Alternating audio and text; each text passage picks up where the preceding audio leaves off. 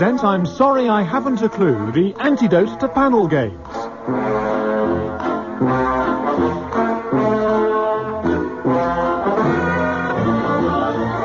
At the piano is Colin Sell, and your chairman is Humphrey Lyttelton.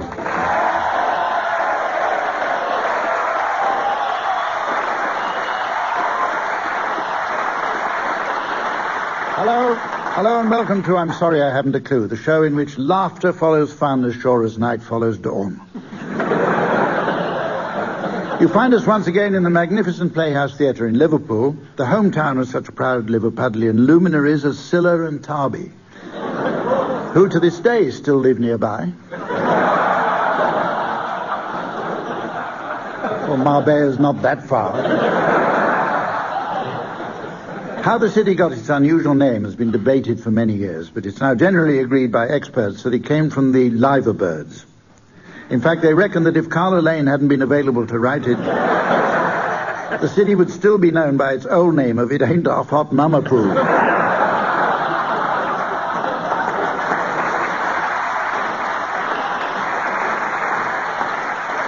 Now, I have to announce that after last week's show, there was a huge response to our audience phone-in vote to decide if the team should come back for a second time.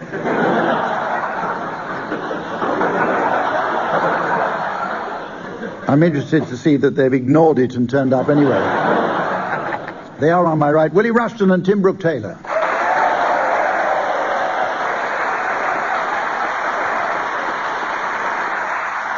And on my left, Barry Cryer and Graeme Garden.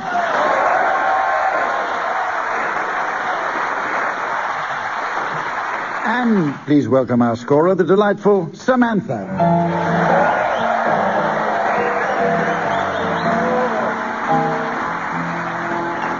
Incidentally, exciting news.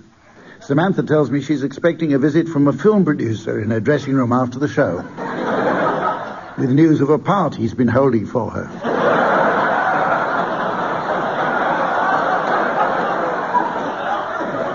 He seems sure she's going to make it big.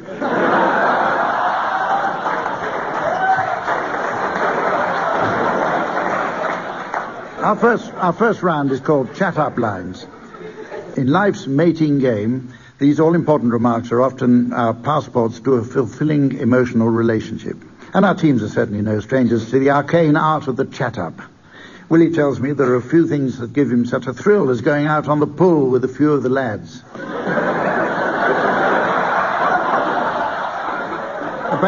Apparently they start by getting tanked up on coffee and biscuits in the vestry.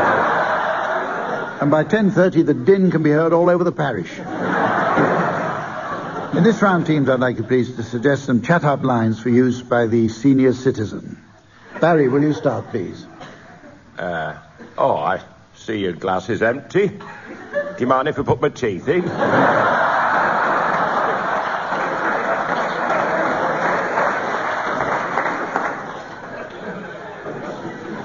I say, baby, let's lock Zimmer frames and rattle till we drop. Graeme? Hello. Who am I?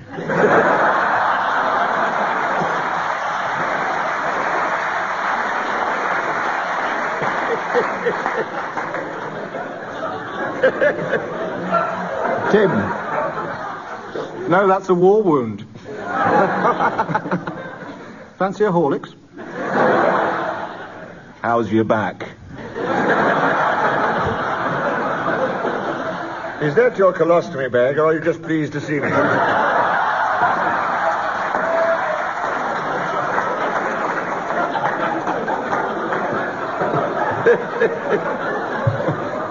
Your sheltered accommodation or mine? I could take you to a hip joint.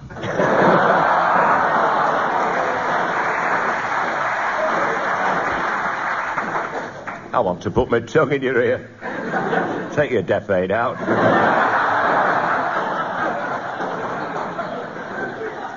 I want to run my fingers through your hair, so pass it over.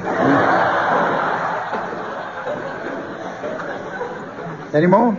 Right, well, our next game is a musical one called Pick Up Song, in which the teams will sing along to a selection of discs drawn from my personal collection.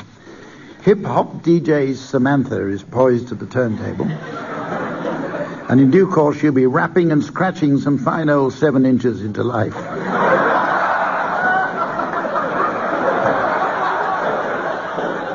And the teams should take it in turns to sing along. While the teams are singing, Samantha will suddenly cause the volume to drop away to nothing by a process known to... Actually, they always say you should read a few words ahead. And I have.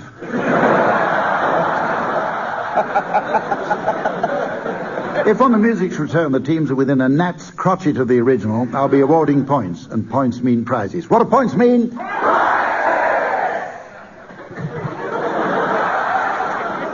Well, better out than in, I always say. This week's prize is just the thing to warm the heart of any collector of National Coal Board memorabilia. It's this lovely coal effect coal mine.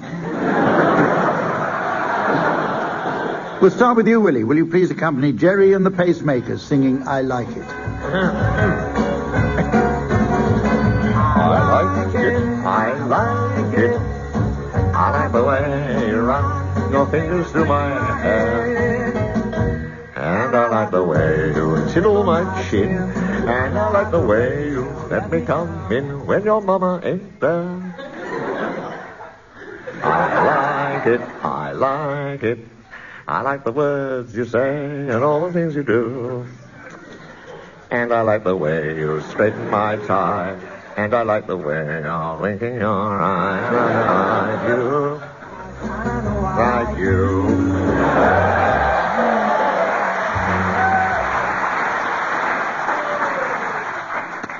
Okay, your turn, Barry. I'd like you, Barry, to accompany Johnny Ray singing Just Walking in the Rain. Just walking in the rain, getting soaking wet, torturing my heart by trying to forget. Just walking in the rain, so alone and blue. All because my heart still remembers you. 2, 3, 4. People come to windows. They always stare at me, shake their heads in sorrow, saying, who can that be?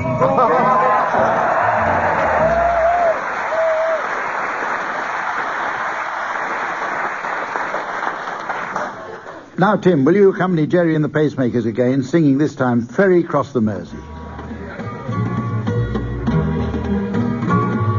Life goes on day after day. Hurry it up a bit. Hearts torn in every way. So ferry cross the Mersey, 'cause this land's the place I love, and here I'll stay. Like a glass of water, will you? People, they rush everywhere, each with their own secret care. So ferry cross the Mersey. You all right? And always take me there, the place I love.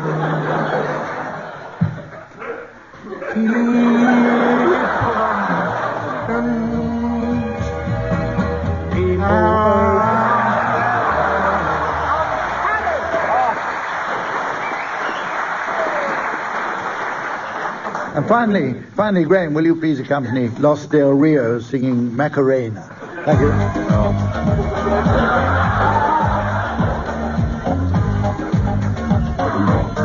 When I dance, they call me Macarena, and the boys, they say, que es de buena. They all want me, they can have me, so they all come and dance beside me. Move with me, chant with me, and if you're good, I'll take you home with me. You got a Macarena. Call the buena. Oh, I call me Macarena. Hey, Macarena. It ain't what you do, it's the way that you do it. It's the way that you do it. It ain't what you do, it's the way that you do it. Hey, Macarena. Now, don't you worry about my boyfriend, the boy whose name is Vittorino. I don't want him, couldn't stand him. He was no good, so I ha. Now, come on, what was I supposed to do? He was out of town and his two friends were so fine. Oh, la Macarena.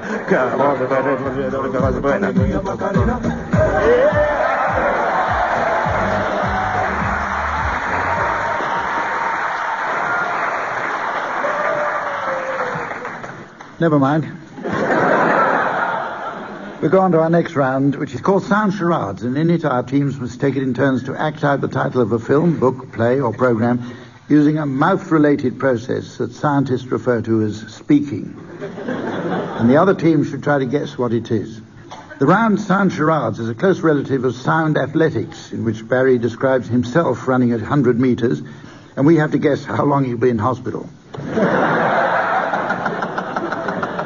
Barry and Graeme, you're going to start. Your title will now be relayed to our theatre audience via the thermal imaging magic of our giant computer-generated satellite-linked hologram projection screen, made possible by the BBC's substantial investment in digital technology.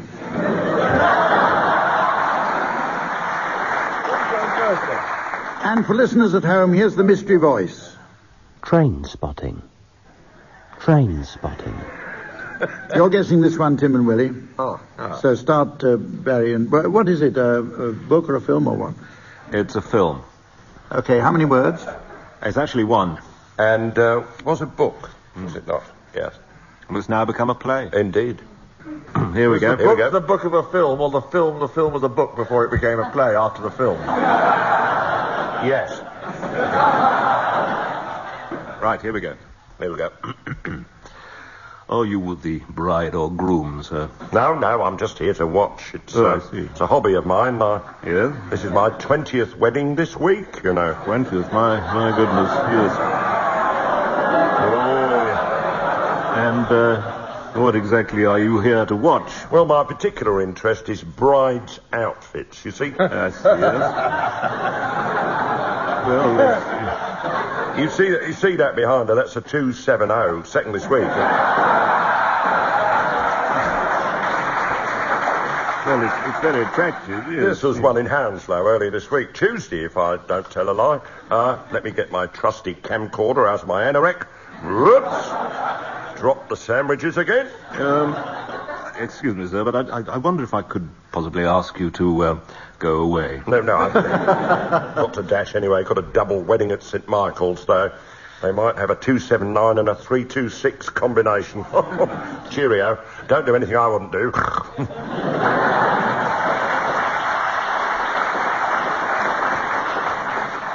Train spotting.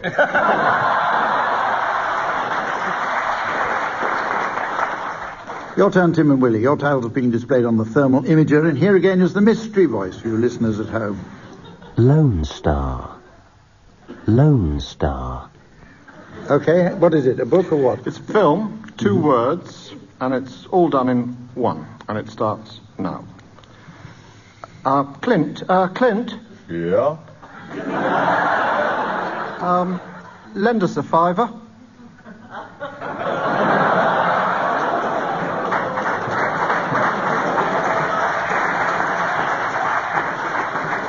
That's it. Well, there could be another line. Wasn't I good? No, I left it out. Minimalism is all the rage nowadays. 2 words. Clint. Is Clint important to it, or could it be another? It could be another of the same type. Star.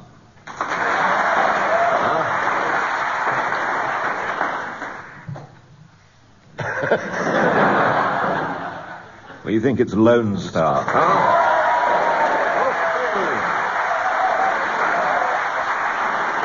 Right, now it's time to play the game called Mornington Crescent.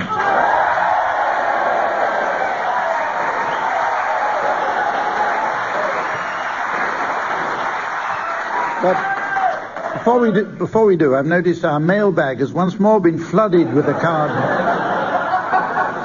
from a Mrs. Trellis of North Wales, who warns against the effect of an unhealthy diet. Dear Melvin, she writes, the doctor has told me I must stop eating a sweet after each meal. He said if I carried on much longer, we'd have no furniture left at all. P.S. Who can forget Leeds 2, Liverpool 47? What a great road sign that was.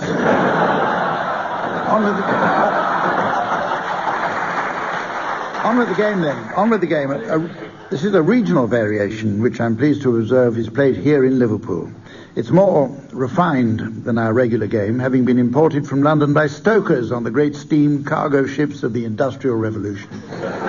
Obvious differences are when a player is stymied by his immediate opponent, this is known as mating, and when a player's route is blocked, this is known as docking. If a player is both mated and docked, then he's in Heseltine and forced to miss a turn. Okay, teams, let's see how you get on. Tim, will you start, please?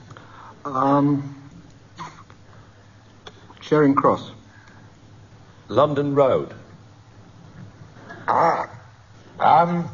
Already? Problems, no. Yeah. Bond Street. Yeah. That's good. No, it's good. Good. No, stop shooting. Careful. You're playing with it for years. Yes. You know what they're doing, don't you? I do, so I'm going to go to Fairlop. Good.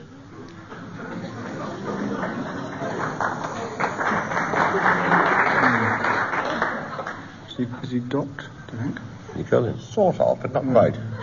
Portobello Crescent. Mate, surely. No. Mated. No, because he was docked before. Not quite.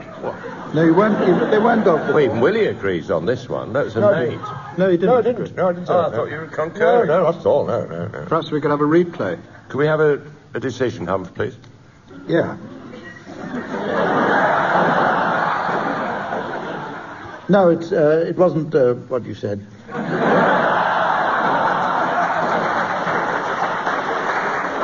You've got ears like a hawk. I think it's your move, isn't it, Barry? Is it? Yeah. Losing the will to live here. Because there are people out there that got the whole kitchen table cleared. Well, and the whole map of Europe stretched. Right. Remembering where we are, this could do it. Scotland Road.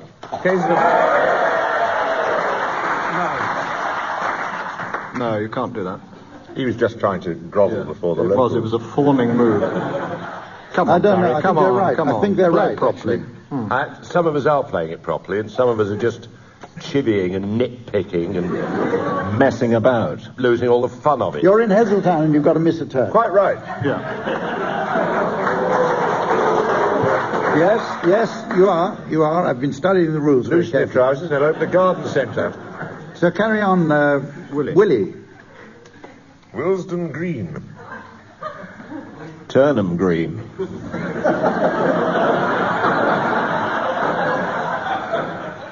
We have done. Hollycroft Avenue. No, I know.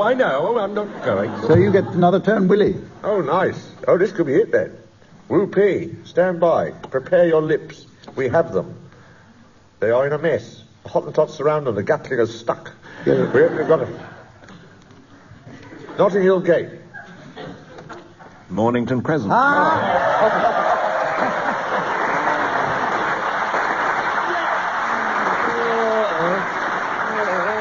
You criticised me. Scored the winner with only 10 men playing, too. That's great. Oh, I enjoyed that. The next round is our regular poetry spot. Our teams, there's nothing that truly beats a great rhyme, as once I thought, reading a sonnet from the page that had it on it.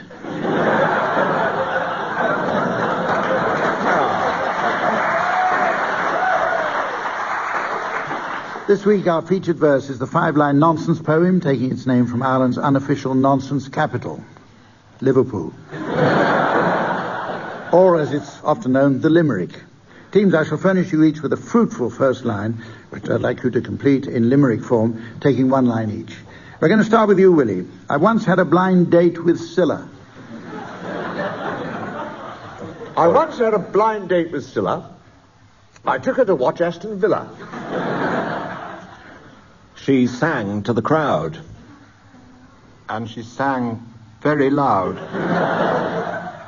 And that's why they threatened to kill her.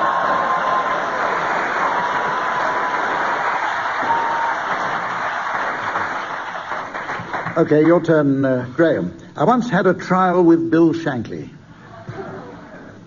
At the end, he just looked at me blankly.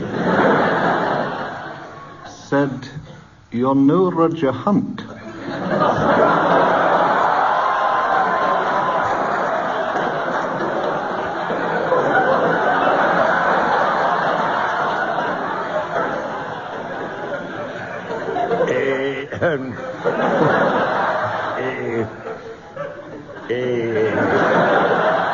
In fact, I'll be blunt.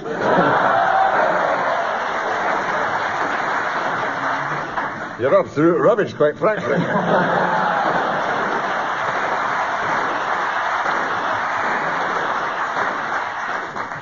Okay, Barry, here's yours. We went to a show with Ken Dodd. We went to a show with Ken Dodd. The usherette said, "Oh, my God." He'll go on for years. He's bound to sing tears. When he finishes, give us a prod.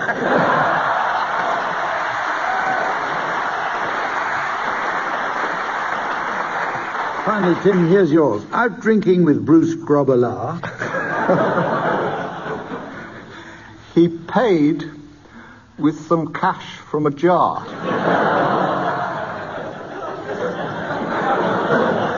He said, "See, I saved this."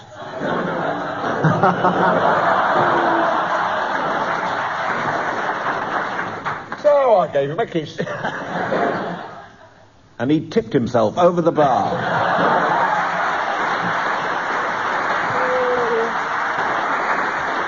Right, well, the next round is a musical one called Just a Minim.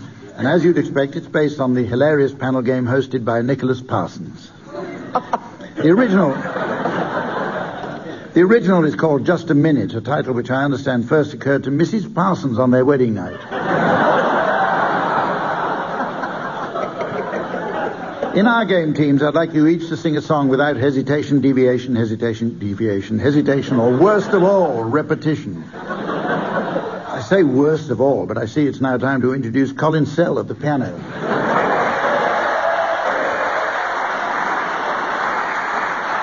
Incidentally, Colin was telling me before the show that he's recently mastered the complexities of the ring cycle. So if anyone needs their washing machine repaired, give him a call. Okay, well, the song is Twist and Shout, and Tim and Willie, will you start, please?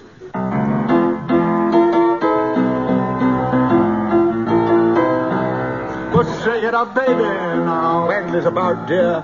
Twist and shout. Rise and cry. Come on, pull your finger out, small Do it whatever you will, infant. Rise and do several Challenge there from Barry Cryer. Shambles. Absolute shambles. hesitation, deviation, repetition. Nothing to do with shambles. It just isn't in the rules. Which of those was it? Repetition of shambles. It was a bit of a disaster, Tom. Overruled. Carry on, Willie. Well, where are you, Colin? Just a matter of interest. Hey, excuse me. You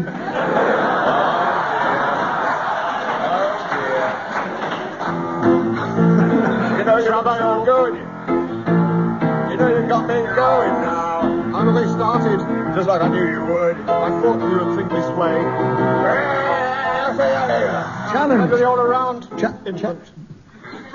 He's roaring. I was trying to disguise the fact I was singing the same line again. This game would be much easier for all of us if Colin Sell would stop banging on regardless.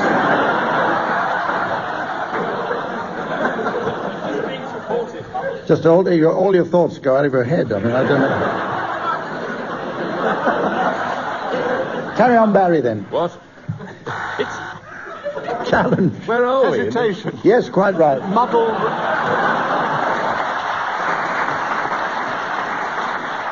Carry on, Willie. You know the twisty little girl.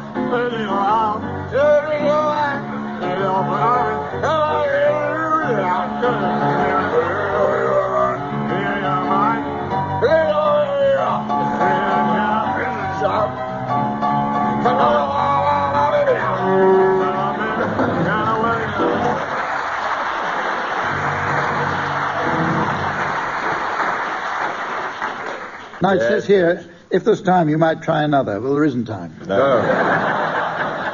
That's almost the end of the show, but there's still time, I think, to squeeze in one last round of Butcher's Songbook. Teams, I'd like you please to suggest some titles of songs likely to prove popular with an audience drawn from the meat trade. Barry, will you start, please? Gristle while you work. It's a German Second World War butcher's song. We'll meet again. Never mind the Bullocks. It's the Sex Pistols. Someday my mince will come.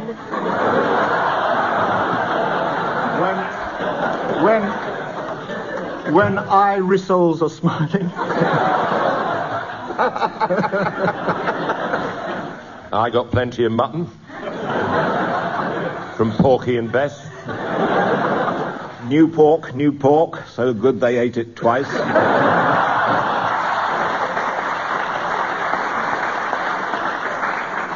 It's a Hong Kong song. How much is that doggy in the window?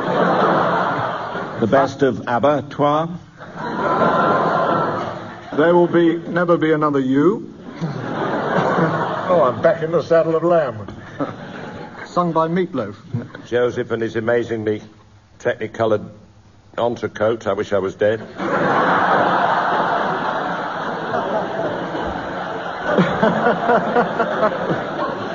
Wasn't Meatloaf the artist formerly known as Mint?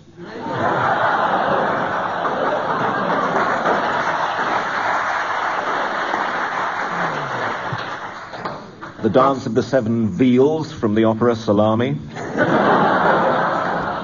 From Russia with Love?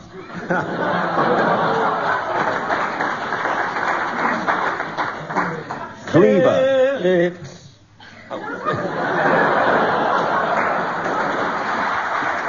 Well, kidneys up, Mother Brown. Sirloin, it's been good to know you.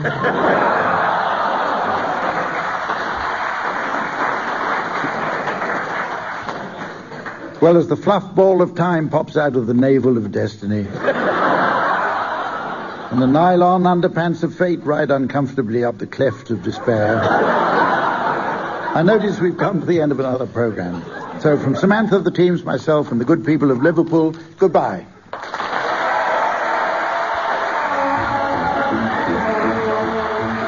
In Brooke-Taylor, Barry Cryer, Graeme Garden and Willie Rushton were being given silly things to do by Humphrey Lyttelton, with Colin Sell setting some of them to music. The programme consultant was Ian Pattinson, and the producer was John Naismith.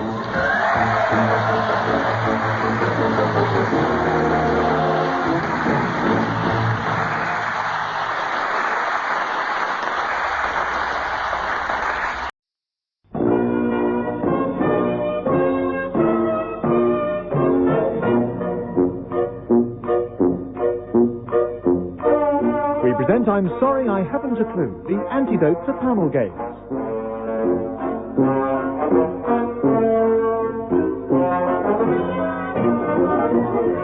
At the piano is Colin Sell and your chairman is Humphrey Lyttelton.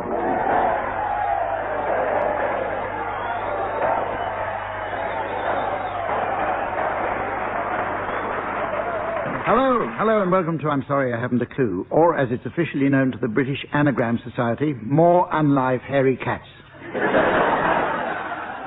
Once more we're coming to you from the splendid theatre in the historic London borough of Richmond, whose fine Regency terraces were once home to such theatrical and literary luminaries as David Garrick, Edmund Kean, George Eliot and Virginia Woolf. But Richmond today isn't just about famous names and fashionable celebrities, believe you me. Let's meet the teams. There are on my right Willie Rushton and Tim Brooke-Taylor.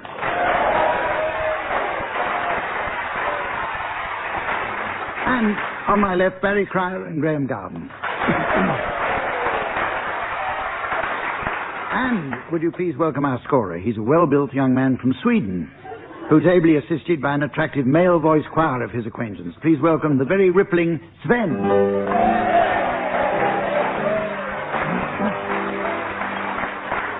Our first round is entitled Historical Headlines. Long ago, in the mists of prehistory, long before the advent of newspapers, topical events were recorded on the walls of caves. One can well imagine how primitive man might have hurried past gruesome paintings of saber-toothed tigers savaging dodos on the first wall and turned instead to admire a fine pair of mammoths on wall 3.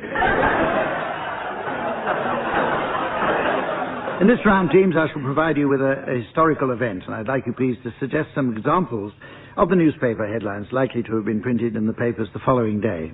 And the event is King Henry VIII splits with Rome. Tim, will you start, please? Well, the Independent, straight to the point, headline is Henry VIII splits with Rome. Guardian, Henry VII splits with Combe.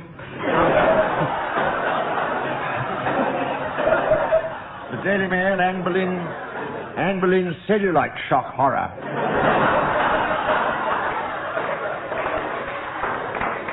Telegraph, King rejects papal bull, gelatine and tallow.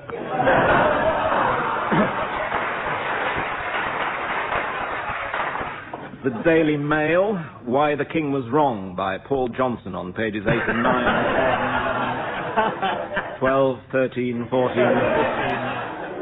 15. Melody Maker, green sleeves composer on top of the popes.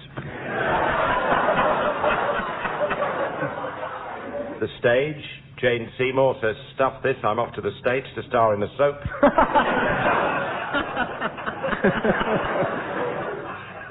The Daily Express, Spot the Head competition.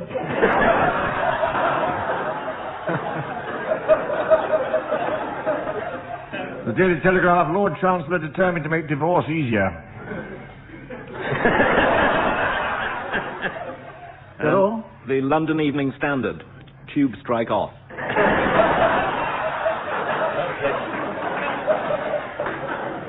Okay, we come now to a popular round called Pick Up Song.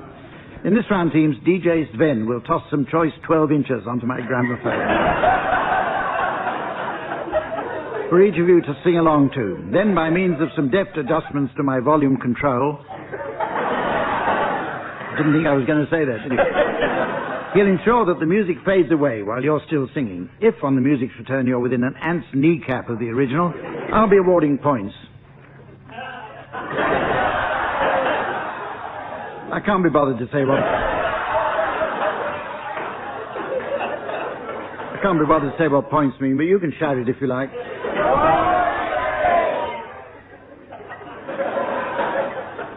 This week's prize combines great-looking hair with the exhilaration of the Canadian outdoors. It's this hairstyling moose.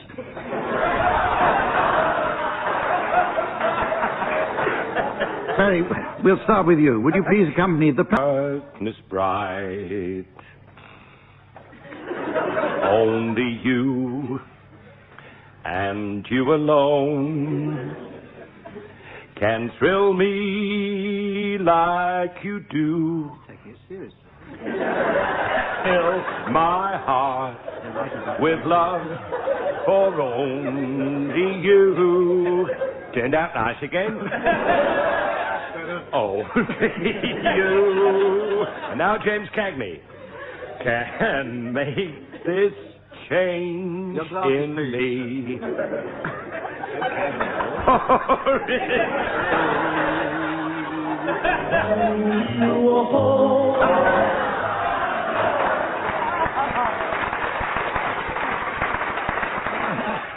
Nowhere near.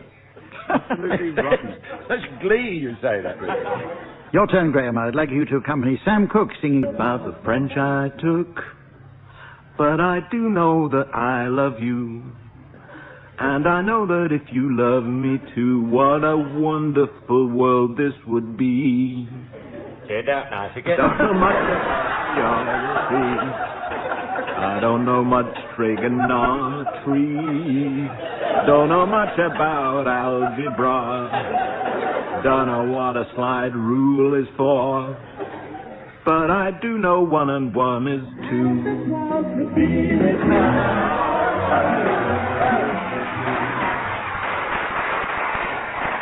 Hey, Mother. That wasn't any good either.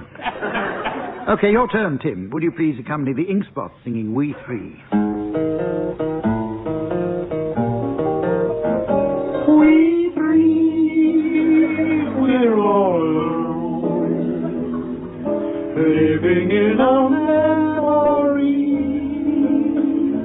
My echo, my shadow, and me. You all know this one? We three, we're not a crowd, we're not even company. My echo, my shadow, and me. What good is the moonlight, the silvery moonlight that shines above? Got plans for Christmas? I walk with my shadow, I talk with my echo. No. But where is the one? My shadow.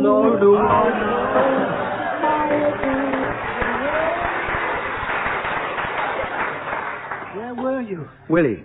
What? Would you please accompany the D'Oyly Carte Opera Company singing Model of a Modern Major General?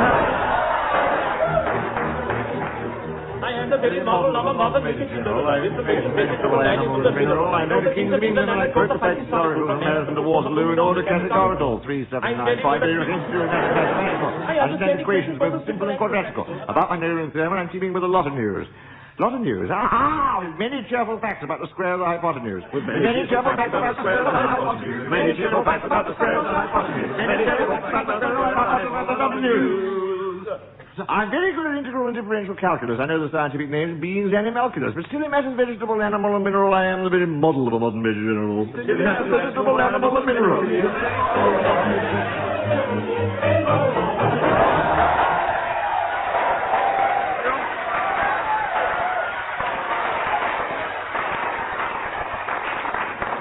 Our next game is called Sound Charades and is derived from the erstwhile TV program Give Us a Clue. That show, you may recall, involved a game in which the participants were not allowed to speak and employed great imagination to create much laughter and hilarity. As the teams here are allowed to speak, our version differs in that one respect. And for obvious reasons, it differs in the other two as well. So teams making use of nothing but your verbal dexterity, I'd like you please to take it in turns to enact the title of a well-known film, book or TV program for the opposing team to guess. Tim and Willie, you're to start, and your title will shortly be broadcast to our theatre audience via the laser projector for Barry and Graeme to guess. Meanwhile, here's the mystery voice for listeners at home. Zulu. Zulu. Okay. It's one word. And it's a film. It's commencing now. Excuse me. Excuse me. I wondered if you could just... Yes. Turn left at the Elephant House. Yes. Cross the zebra. On past the telegraph, and it's third on your right. Thank you very much indeed.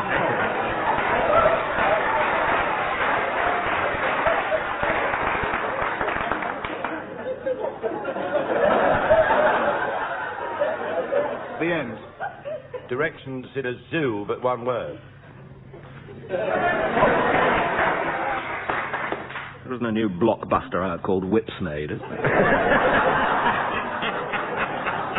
Sounds terrific. I'd like to see it. Does the syllable zoo appear in the one word? It does. You've got it, haven't you? No.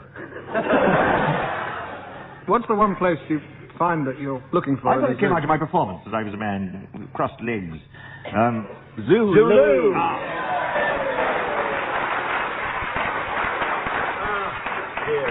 Right, it's your turn now, Barry and Graeme, and your title's going up on the laser projector. And here again is the mystery voice for listeners at home. Groundhog Day. Groundhog Day. forgotten what it was now. It's a film, and it's 2 words. Well, you know, we can't have that fool flying all over there all the time, can we? Doing the beef industry no good at all. No good at all. We've got to stop him. Oh, take his passport away. How to do it? Yes. But today's the day we do it.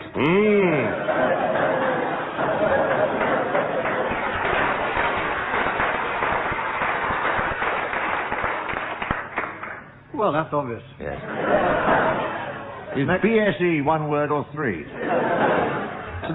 today important in this Sounded context? expensive, wasn't it? Yeah. Take his... Was it license away, or...? I didn't hear. I wasn't listening. Take his passport away. Take his passport away. Yes. Passport. Stop him flying Stop around. him. Stop him flying. Wingless. Ground him. Ground. You little shrimp. At this point, I'd like to invite Sven and the male voice choir to provide the score. 27 for the wicked, before lunch.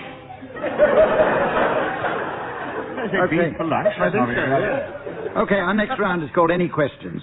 In this round, I shall be testing our team's general knowledge with a series of questions posed by listeners. We've had quite a few queries in the mail room, and Sven has been working his way through them in order to pull it.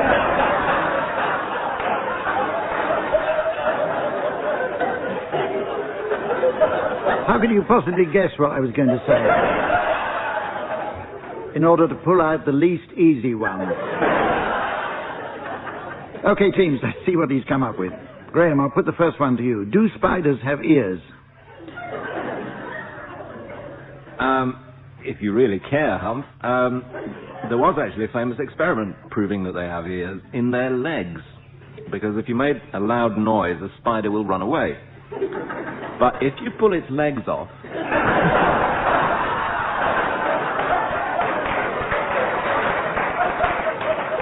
Well, actually, you've come so close to the right answer that... Because, as you well know, Graeme, you were trying to put it... I'll put it more concisely than you did. What are we talking about? Spiders do have very sensitive hairs on their legs. Isn't that interesting? Now, Willie, why, when someone is in danger of being hit by a golf ball, do golfers shout fall? Because the ball has usually struck the victim before they can finish saying, for what it's worth, you're about to be struck by a golf ball.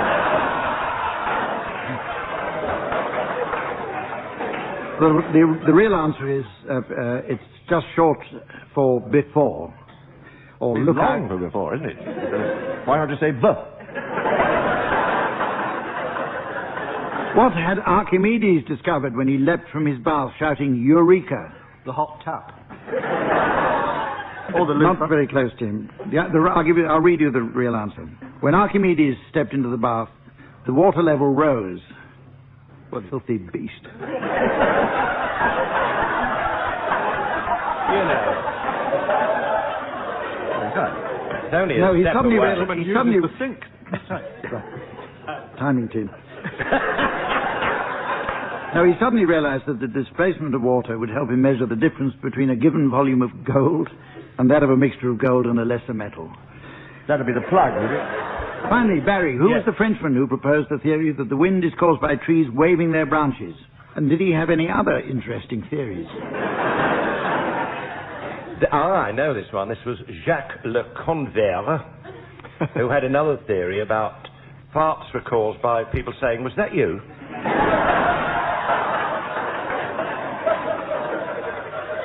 Wind orientated. The man was obsessed. I have here a not very concise real answer. It was probably a Swiss man called Jean Piaget who made various studies into Oh, God, I can't remember. It's now time to play the game called Mornington Crescent.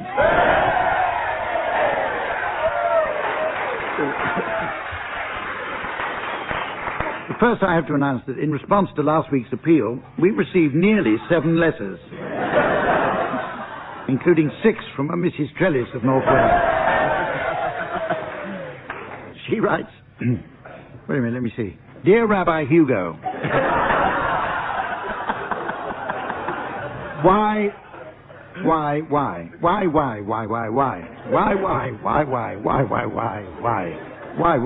Does my typewriter always stick on the letter Y? Yours sincerely, Mrs. Trellis, North Wales. Now, on with the game, teams, and this week we'll be playing Morton's second parallel, which means that if two parallel moves follow consecutively, the order of play is automatically reversed. Oh, and since we're in Richmond, I'll reinstate Rule 7. Tim, will you start, please? Rule 7. Rule made 7. It fairly easy for us, thank you. Tottenham Court Road. Putney High Street. Mal. The Quadrant. Ah, nice. Fenchurch Street. Thank you. Richmond Road. Oh. Third cage walk. Um, There's a flutter of panic going on over there now. yes, can I clarify? Rule 7's been reinstated, but we don't have to use it in this game. Tim's already used it twice. Nice. Unintentionally. And unsuccessfully. No, I'm easy about Rule 7, to tell you the honest truth. Because otherwise, one doesn't want to get pedantic about the thing. Okay, then Graeme, your poise Brewer at Street. a rather dangerous point, I must warn you. Carry on. I know what you're saying. Did you say Brewer Street or was just a... No, I was going to say Brewer imagination. Street, but Humph warned me off that, Yeah. so I'm going to go for Old Compton Street. Cockfosters. For those listening at home, if he had said Brewer Street, it would have meant that two parallel moves followed each other consecutively, and the order of play would have been reversed. And we'd have been here all night.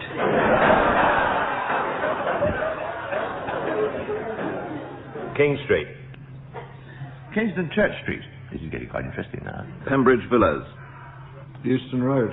Richmond Road.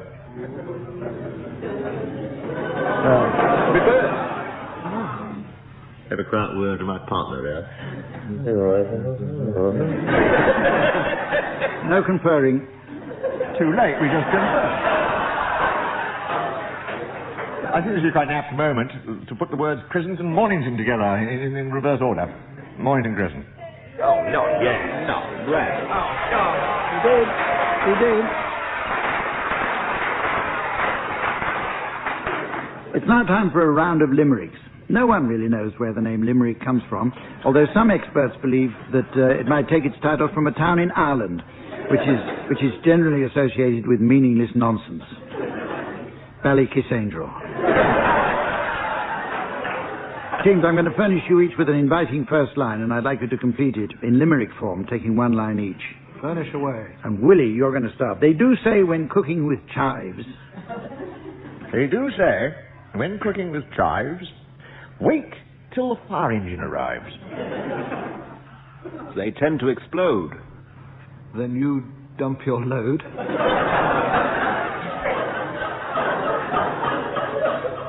I'm speaking to you from St. Ives. Okay. Jolly good. Graeme, I have an aversion to dill. I have an aversion to dill. I've been given an anti-dill pill. Take 3 times a day.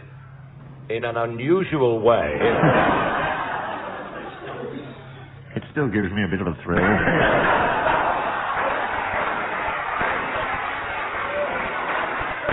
Jim, here's a good one for you. Oh, thank you. It's said that if Prince Charles eats sage...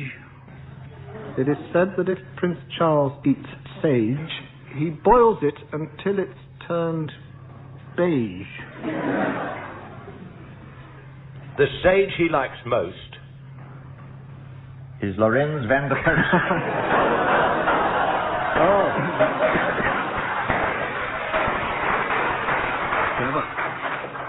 Who he keeps in a very small cage. Right, Barry, here's your line. There's something about oregano. It prevents you from singing soprano. To hit a top C, take this tip from me. Wear a truss made of rusty macano.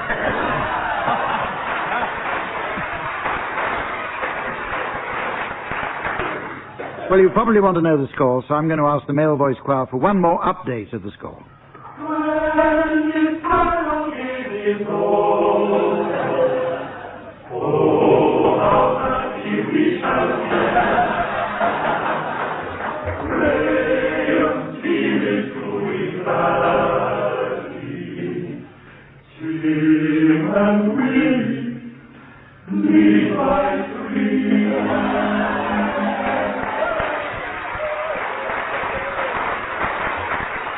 The next round is called Just a Minim. It's based on the popular radio panel game hosted by Nicholas Parsons, who, I overhear, is regarded as something of a cult.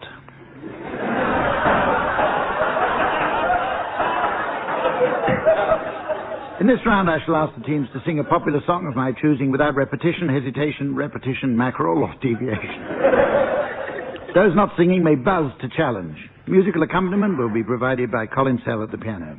Incidentally, Colin tells me that in 1972 he won Young Musician of the Year. It seems it was a nice little chap and very handy about the The song is He's Got the Whole World in His Hands. And Barry, will you start, please? He's got the whole world in his hands, got the complete planet in his manual extensions, got the entire globe inside his digital appendages, the overwhelming orb in the bits at the end of his arm. I've just looked at this little box in front of me, and it seems there's been a red light on for some time, which indicates that Tim... No sign of trade, though. No.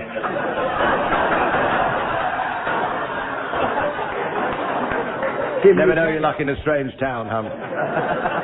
You said no deviation, hesitation, or mackerel, and it smelt pretty fishy to me. Hesitation and deviation. No. I thought it was rather good. Did you? Yeah. Oh, well, in that case, I'm playing a different game. Carry on, Willie. Oh. Why me? I enjoyed it. He's got the little tiny baby in his grip. He's got the elfin person by the neck. He's got his small human. Hold it, there's a challenge. Why? I can't imagine why. I think there's a challenge. What? Repetition. This thing isn't buzzing very well tonight, I have to tell you. Repetition. Somebody blew their nose twice.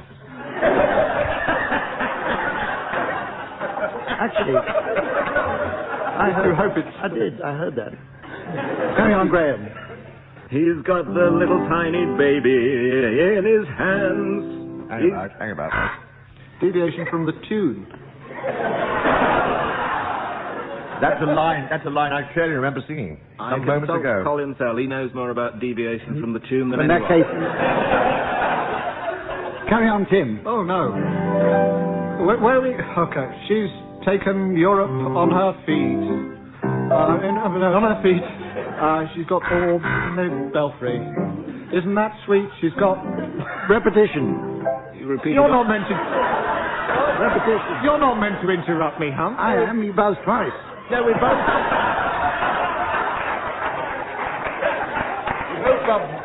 Both buzzed once. Nobody buzzed twice. Graham, I'm going to put to you, you did buzz twice, didn't you? I mean, I know it may have been a nervous reaction, but you did buzz twice. I buzzed once, like this.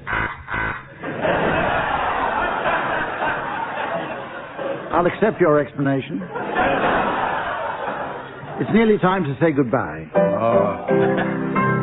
But not before the final decider tie-break last round, which ends the show. This week it's Biblical Songbook. So I'd like some suggestions, please, for song titles likely to have been big hits in biblical times.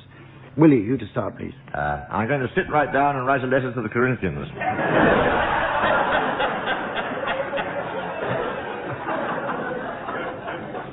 The prodigal son has got his hat on.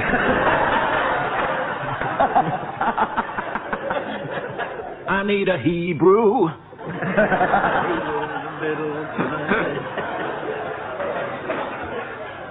There'll be bluebirds, Jehovah.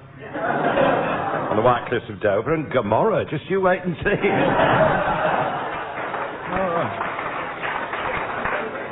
When they begin to beget.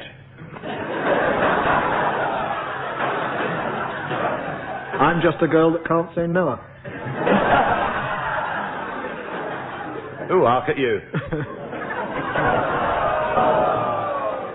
I'm in the mood for Leviticus.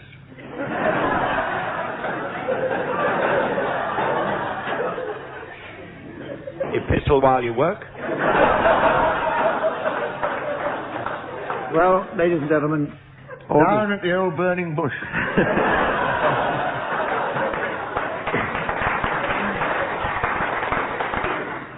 Zebedee, 6 trombones.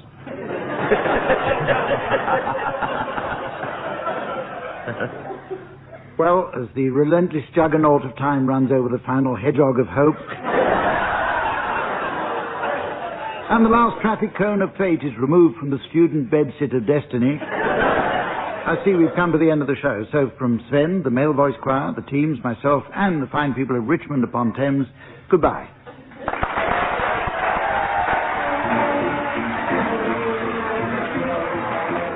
Tim Brooke-Taylor, Barry Cryer, Graeme Garden and Willie Rushton were being given Silly Things to Do by Humphrey Lyttelton, with Colin Sell setting some of them to music. The programme was produced by John Naismith.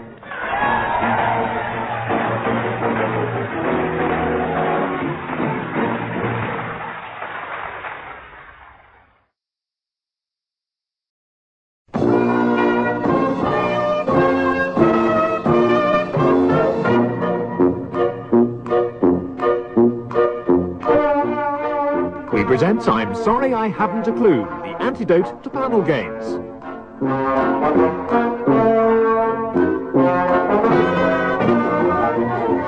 At the piano is Colin Sell, and your chairman is Humphrey Lyttelton.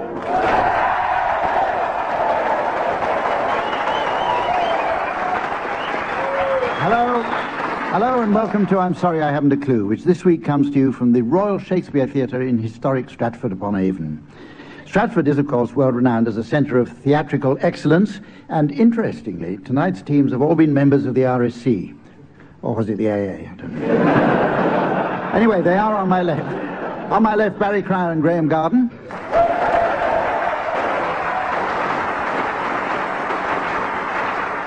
On my right, Willie Rushton and Tim Brooke-Taylor.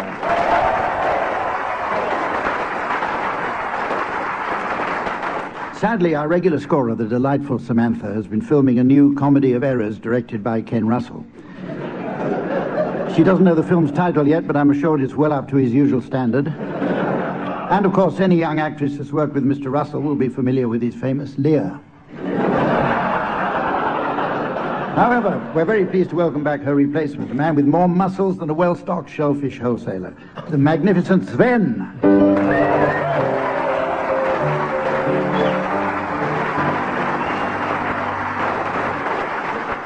Right, our first round is entitled Double Feature. Few things are as evocative as a great film title. Citizen Kane, Gone with the Wind, Death Wish 4, Audience Nil.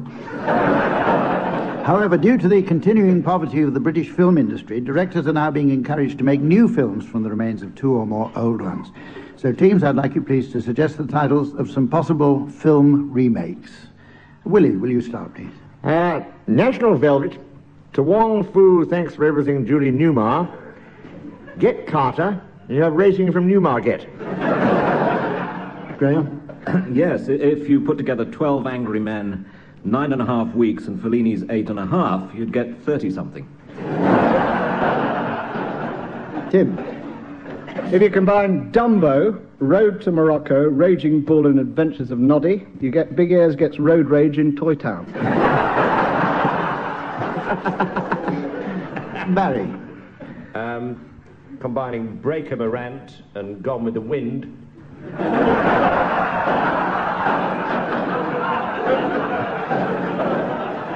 A new film called Who Done It?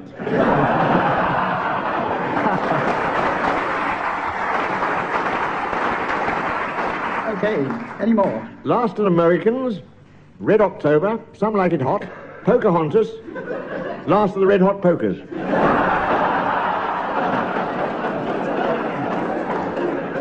If you combine Superman, Kelly's Heroes, The French Connection, Al Capone, Fantastic Voyage, Man with the X-Ray Eyes, Princess and the Pea, Nightmare Alley, and The Duchess and the Dustman, you get Super Kelly French...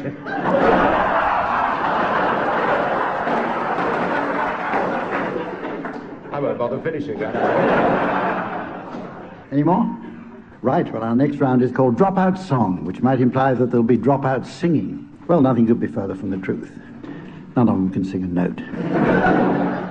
I shall play in a selection of gramophone recordings, teams, which I'd like you to accompany. DJ Sven has his hand poised over my reproduction equipment.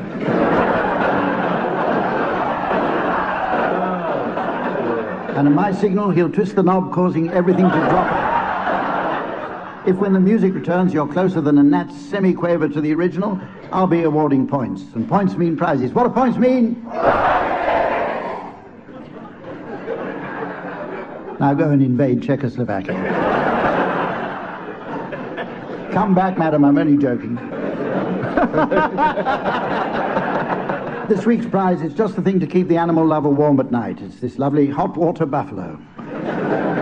Barry, I'd like you to start by accompanying Al Jolson singing Swanee. I've been away from you a long time.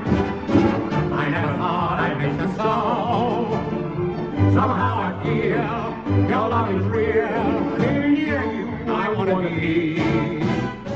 The birds are singing, it is song time. The banjo's strumming soft and low. I know that you yearn for me too. Swanee, you're calling me. Swanee, how I love you, my dear old Swanee. I give the world to you. Is there a fuss after this? In DIX, I even know my mammy's waiting for me, praying for me. Down by the Swanee, the folks up north, where I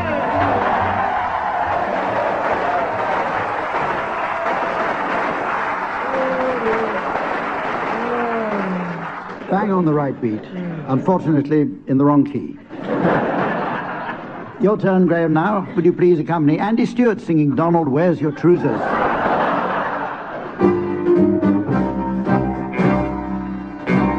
I've just come down from the Isle of Skye. I'm no very big and I'm awful shy, and the lasses shout when I go by, Donald, where's your trousers? Let the wind blow high, let the wind blow low. Through the streets in a kilt I'll go. All the lasses say, hello, Donald, where's your trousers? A lassie took me to a ball, and it was slippery in the hall, and I was feared that I would fall, for I had me on my trousers. Let the wind blow high, let the wind blow low. Through the streets in a kilt I'll go. All the lassies say hello, Donald, where's your trousers?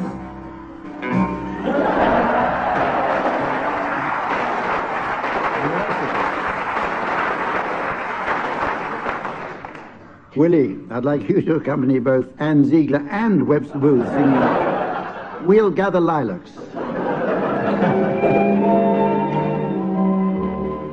We'll gather lilacs in the spring again, and walk together down an English drain, until our hearts have learned to sing again. When you come home once more, just trust. And evening by the firelight's blue, you'll hold me close and never let me go. Uncanny. Your eyes will tell me all I want to know when you come home.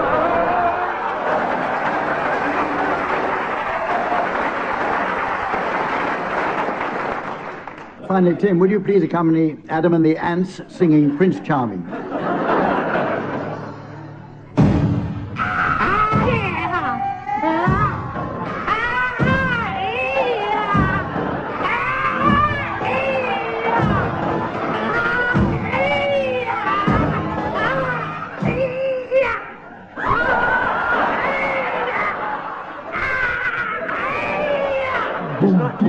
Nice to have you back, Tim, alongside. Don't you ever?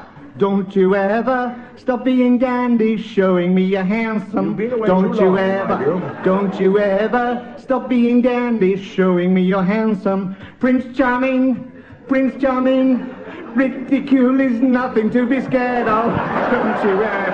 Don't you ever stop being dandy, showing me you're handsome. Boom, boom, boom, boom, boom, boom, boom. Don't you ever lower yourself, forgetting all your standards. And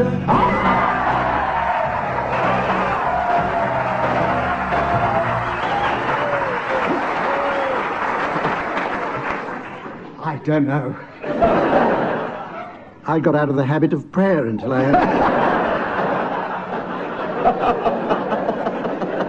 had to sit here waiting for that damn tape to come back in. Anyway, the next round is called word for word. In it, team members must take it in turns to say a word that's completely and utterly unconnected with the last. So, for example, if Oliver Reed is followed by sober, that would be perfectly okay. The opposing team should challenge if they notice a connection. Okay, Tim and Willie, will you start, please? Peace. Suds. Lock. Suitcase. Boulder. Nonsense. Moribund. Rubbish. Cuddling. Lamp. Kissing. Toupee. Colitis. Frisbee. Doubt. Challenge there from Barry. I didn't hear what Willie said. Nor did I. Very seldom do. I can't remember. I think I said toupee, but I can't remember. We may have to have an action playback. Yes, I did. Well, I don't know, but just for a change, Barry and Graeme, will you take it up, please? Plebeian. Plinth. Challenge from Willie. It's fair to say that Prince Charles is plebeian. Only in China. Now. Right.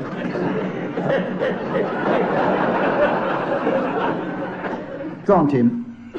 Jockstrap. Challenge from Graeme. There's a connection between jock and strap, surely. Not on the newer models. Go on. Pedestal. Antimacassar. Trumpet. Truss. Challenge from Tim. My auntie used to play the trumpet.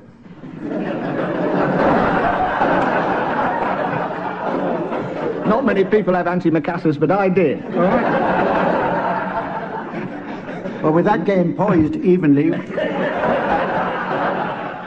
it's time to play the game called Sound Charades. This is run on similar lines to the TV show that put Lionel Blair where he is today, visiting his aunt in Solihull. In this round, each team will act out the titles of a well-known book, film, TV, or radio program for the others to guess. The difference is that in our version, team members are permitted the use of their mouths. Barry and Graeme, you're to start, and your title will be shortly broadcast to our theatre audience via the laser-projected, digitally enhanced, satellite-linked, computer-generated display screen, so thoughtfully provided by our hosts. Meanwhile, here's the mystery voice.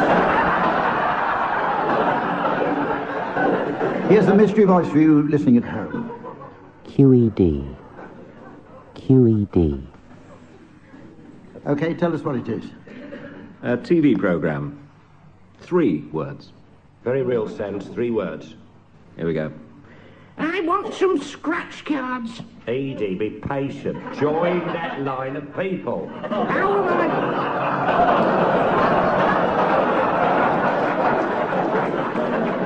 How am I going to get my scratch cards? Go and stand behind that person over there, Edie. What do I do? I'm 84, you know. Stand in the line. How else can I put it?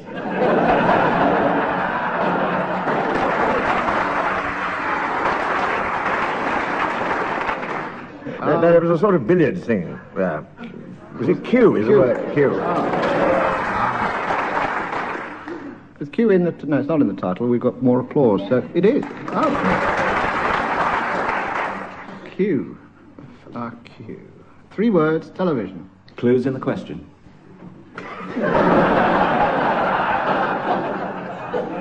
Yep. Question of Q. No. Dr. Q. Q. Is that a whole word or is it part of a word? Could be. Q. Auto Q. Q is all you get. Can you eat it? Above or below the waist? I don't think we're going to get this. We're bored. Give us another cue. Try some of the names of the characters in the sketch. EDQ.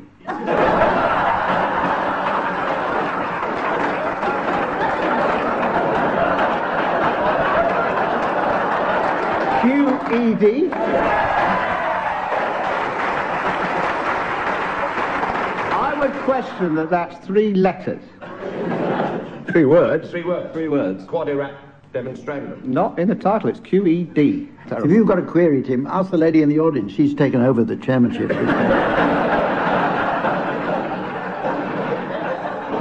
Right, it's your turn now, Tim and Willie. Your title is going up on the laser display. And here's the mystery voice for our listeners at home.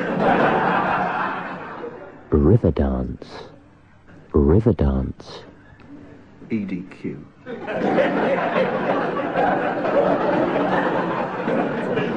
It's another game called Anagrams, isn't it? What is it, Tim and Willie? You starting, Willie? Starting. All right.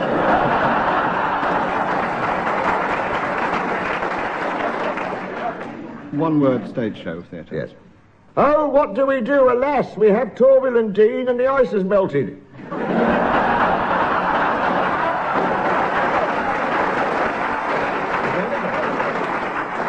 Bloop, bloop, bloop, bloop, bloop. One word. One word. It's quite enough. Is there a sinking connotation in the word? Melting. No. No. Thaw. No. No. No. Wet. Sorry, I was saying no. Wet. You say wet? Wet. Yes, wet. Water. Oh. Lake. Get out your thesaurus. Lake. Lock. Puddle. No. Pond. What are we on the banks of? Avon. Now, what sort of a geographical... That would be River dance.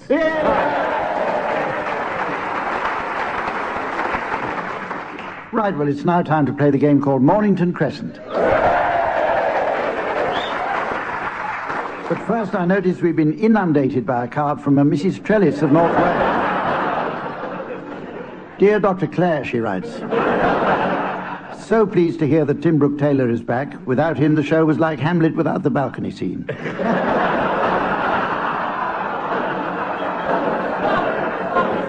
Thank you, Mrs. Trellis. How true. On with the game, teams, which this week, in honour of our visit to Stratford-upon-Avon, will be played according to Tudor court rules. As many will know, this was the version of the game formerly adopted by Henry VIII, and one which Shakespeare himself is likely to have played. Obviously, the playing area was considerably smaller than today, and many streets were effectively out of bounds due to plague.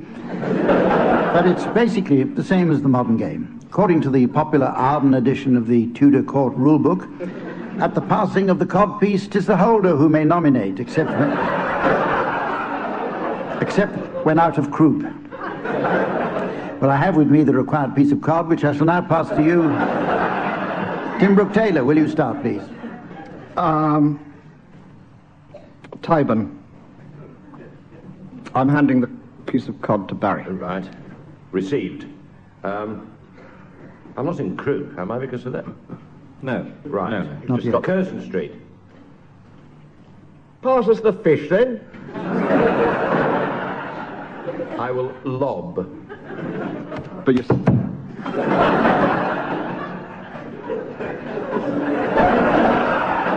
What sort of radio show is it where you have to make your own sound effects? And quite frankly, a card landing on a desk is bloody difficult. As you proved so effectively. Carry on, Willie. Northumberland Avenue. Ooh. Thank you. Ooh. This is haddock, isn't it?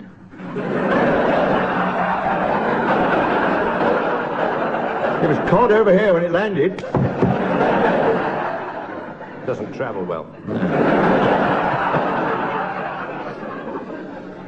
Globe Lane. Oh. Pudding. You're right, it is Haddock Lane. Ah. Oh, yes. Oh.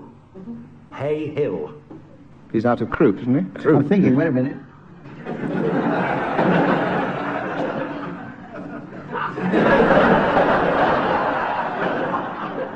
Well, it's a moot point. I'm going to rule that he's not, because it's a borderline case. Okay.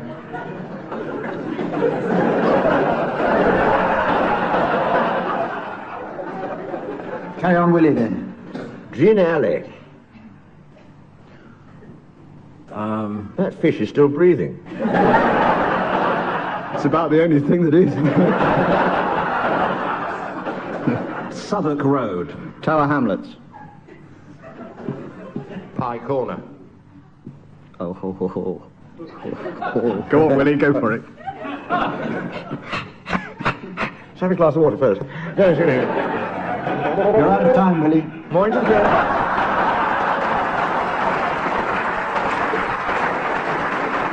Oh, go on if you must.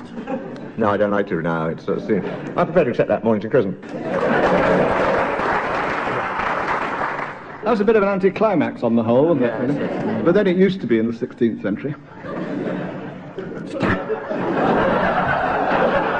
Anticlimax is...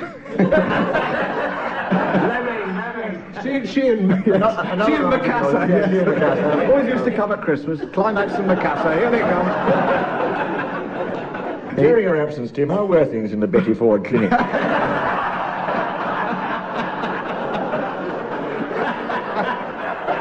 It seems another week or two might do you a little good. It's time now for a round of limericks, the simple rhyme scheme that still has devotees flocking to the Irish town of Stanza.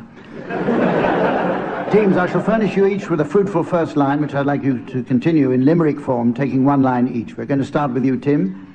That potty old monarch, King Lear, was a martyr to chronic diarrhea.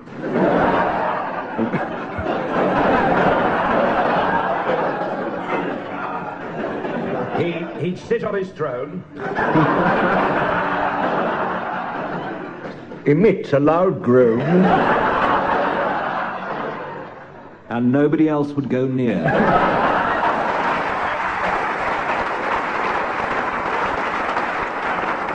Here's one for you, Barry. Oh, dear. That warrior Coriolanus.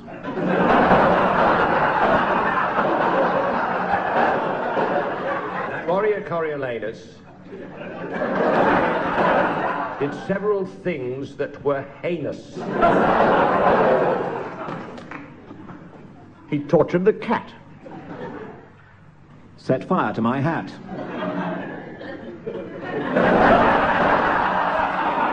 And now he's been sick in my trainers.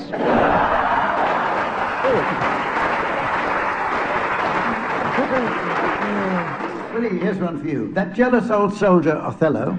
That jealous old soldier Othello let out a stentorian bellow. He fell on his sword and shouted, "Oh, God." That's the last time that I'll play the cello.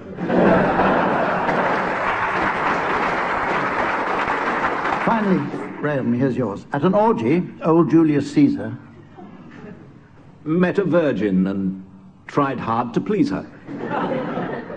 She said, "My name is Mimi."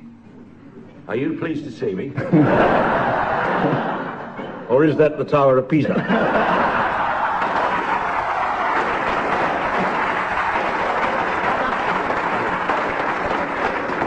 It's now time for a round called Just a Minute. It's a musical version of Just a Minute with Nicholas Parsons, which consists of hilarious stumbling attempts at broken speech on any given subject, while the panellists wait for him to finish his introduction. Teams, I'd like each of you to perform a song of my choosing without repetition, hesitation, deviation, or repetition. Buzzers are provided for the non-singers to challenge, and take note, teams, that excess buzzing may drown out the piano accompaniment of Colin Sell, with any luck. Incidentally, Colin doesn't restrict himself just to playing the piano. In fact, he's recently been excelling himself with the cornet, although if anyone prefers, he does carry mivies and chalk ices. Right, the song is Run, Rabbit, Run, and Graeme, will you start, please?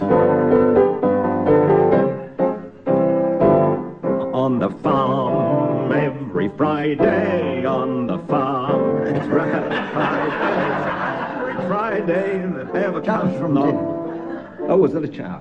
Yeah, it was. He did say on the farm twice, didn't he? And Friday. Yeah. Am I being too literate? Is it because I've been at this clinic that I suddenly see the world clearly? No, you're right. I thought I could get away with it. But... Yeah. That's the first time, actually, that there's been a correct challenge for, I think, it's 7.5 years, and I've forgotten what we actually do now.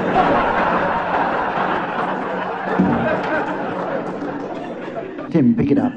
So every Thursday that ever comes along, I get up early and sing this little song. Move it, furry creature, flee, lapper on your bike, hasten, go. Move it, bugs, flee, flopsy, mopsy, on your way. I don't have to go on. I heard a buzz. I definitely heard a buzz. Challenge from Graeme.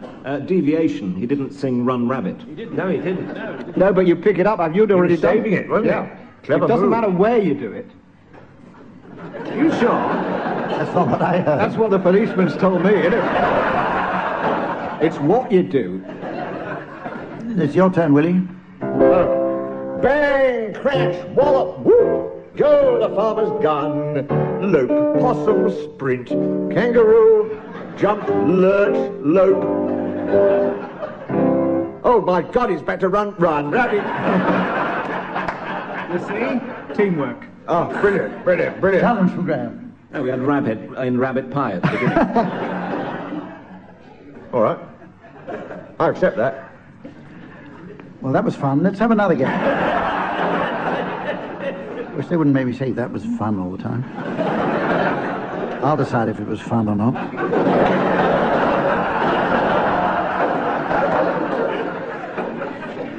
Well, the best is yet to come, but before we run the closing credits, there's just time, I notice, for a quick round of Painter's Songbook. So while Sven nips out to practice his stroke technique, I'd like you teams, please, to suggest some titles of songs likely to prove popular with an audience of painters. Start with you, Graeme. Rembrandts keep falling on my head. A happy day goes here again. When the red Rubens comes boobins along. Money, money, money.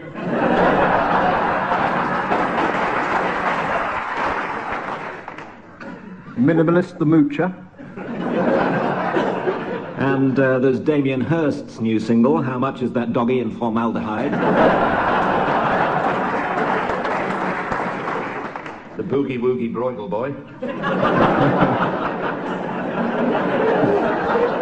When the pre-Raphaelites go on again all over the world. Just a Van Gogh and Doris. And they only sit right down and paint a Canaletto.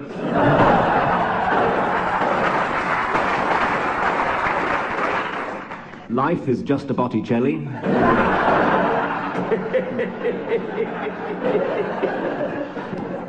Still life is the name of the frame. Michelangelo the boat, hallelujah. And using painters in the widest sense, never mind the Dulux, it's the Sex Pistols.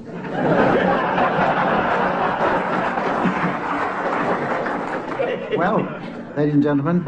Yellow chair up high in banana tree. There'll be a note about that in Radio Times. So. Well, as the still warm seat of eternity is lifted by the Char Lady of Time. Before she brandishes aloft the toilet duck of destiny. I notice it's the end of the show, so from Sven, the teams, and myself, goodbye.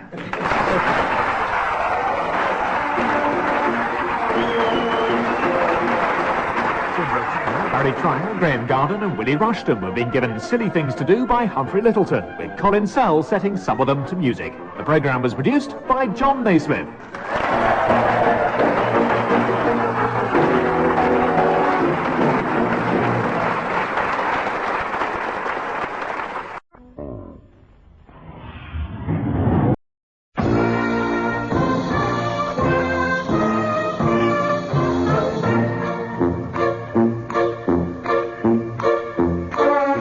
present I'm Sorry I Haven't a Clue, the antidote to panel games.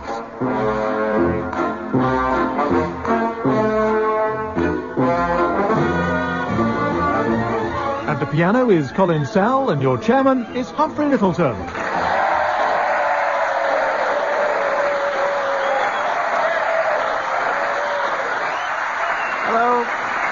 Hello and welcome to I'm Sorry I Haven't a Clue, the show that does for comedy what Austin did for the Mini and what Bronte did for the Ford Cortina. Once more we're broadcasting to you amidst the ancient splendour of Northampton's Royal Theatre. The town is... Oh, lovely. You did that last week. The town is ideally placed to offer much to the intrepid Midlands tourist. But a few miles away is Rugby School, where during a football match in 1807 a player picked up the ball and ran with it, thus creating the great British sporting tradition of being sent off for dissent after a deliberate handball. A few miles to the south of here, punters flock most weekends to enjoy the toaster races, followed by the food mixer hurdles and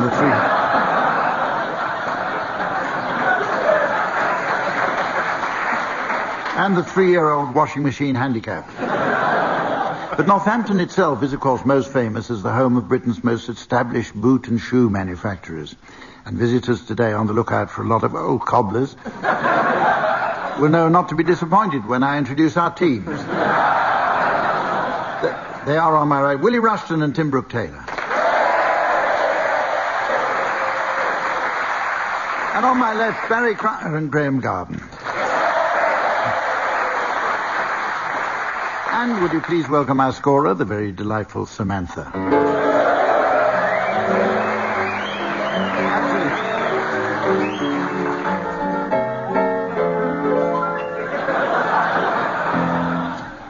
Shut up. We're going to start with a round called Historical Headlines.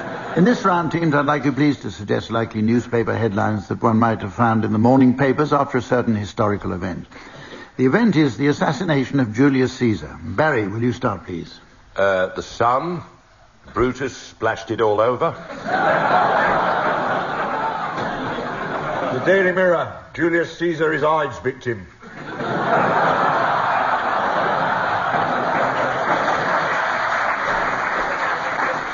Sunday Sport. Brutus ate 2 hamsters.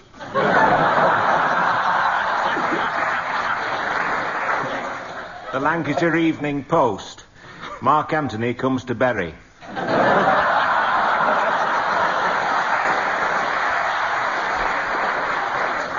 The Guardian had an apology, actually. Yesterday's headline should have read, Caesar Slade, not Caesar Salad.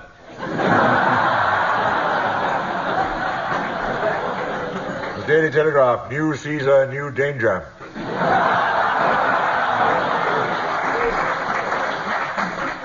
The Rome Standard, Omnia Caesar in tres partes divisa est. The Daily Star. Yon Cassius has a lean and hungry look. Is it bulimia?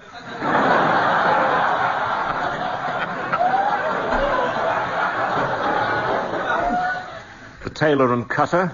Sketchley's opens new branch in Rome. Any more? Well, I tell you what, I'm enjoying that so much that we'll have another one. And this time the event is the death of Samson. Right, well, the next round... The Times. Samson obituary. 2 columns. Page 8.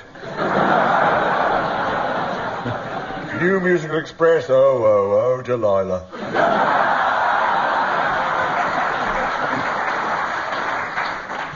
The Guardian.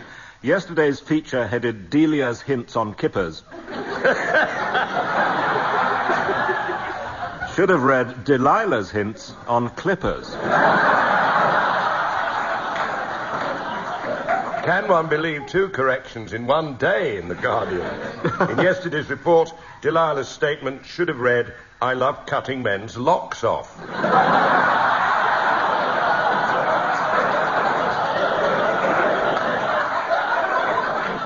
Not socks. Telegraph, police chief says he was a accident waiting to happen.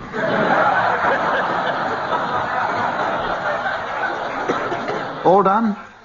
Okay, it's time now to play a popular round Oh, called... sorry, one from the Daily Express, Humph. Yeah. That'd be good. Banned scissors campaign grows. Now it's time to play a popular round called Pick Up Song, in which our teams take it in turns to sing along to some of my favourite gramophone records. At a given point, DJ Samantha will turn down the volume. Not easy, as she isn't used to turning things down.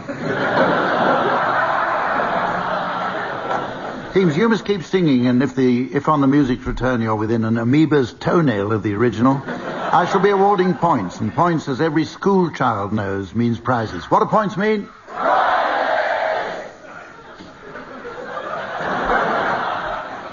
Bring back the cane, I say.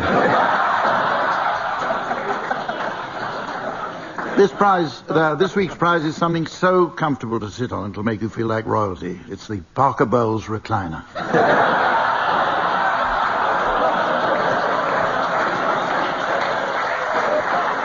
Okay, Willie, you're to start. I'd like you please to accompany Buddy Holly singing Raining. You, but it's where have you gone? Raining. Raining in my heart. The weatherman says clear today.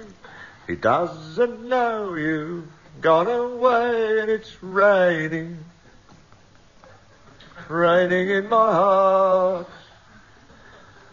Oh, misery, misery. What's going down of me? I tell my friends they mustn't show. I tell my...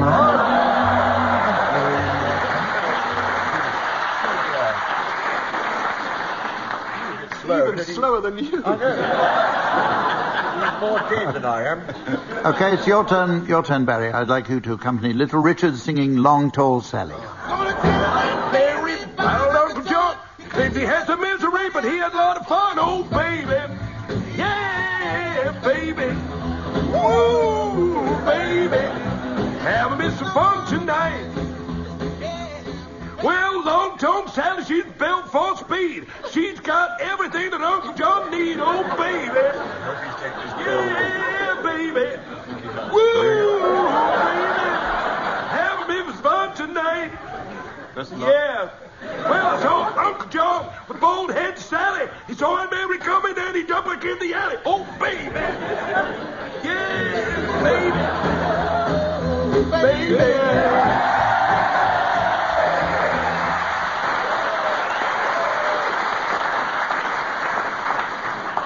Okay, Graham, would you please accompany Eddie Cochran singing 3 Steps to Heaven?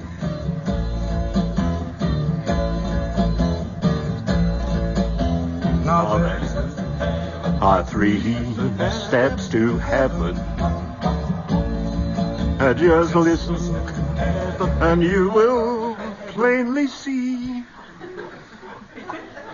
And as life travels on, and things do go wrong, just follow steps 1, 2, and 3.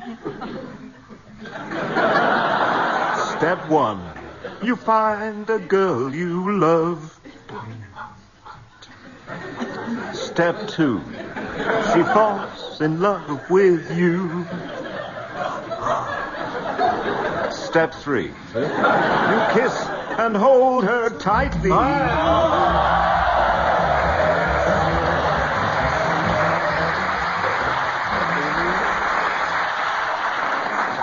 He's in league with the devil. Finally, Tim, I'd like you to sing one of my favourite numbers by The Clash.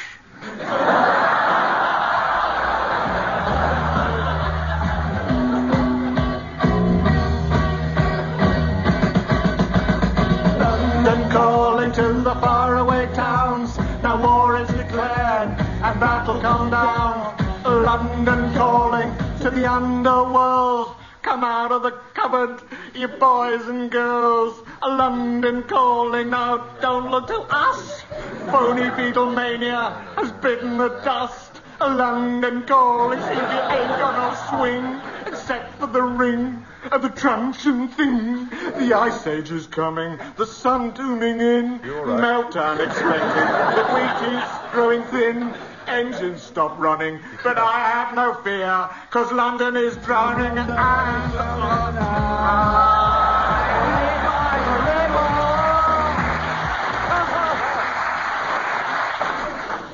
Funny, I've gone off that song. Our next round is called Sound Charades. It's based on the erstwhile TV show called Give Us a Clue, starring Lionel Blair, who I understand once worked in this very theatre.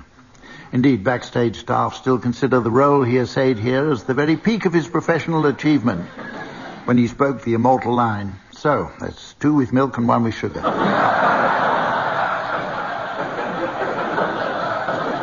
Now, everyone who literally wept with laughter when Give Us the Clue was on was obviously watching the other side. So, we'll need something by way of explanation. The round is similar to the parlour game called Charades, where players take it in turns to convey the title of a well-known film, book, play, or programme for the others to guess. However, in our version, team members are permitted the use of their mouths. So, Tim and Willie, you're to start. Your title is now going to be relayed to our theatre audience via the digital interface multi-screen sensor-round projection system, so generously funded by our hosts.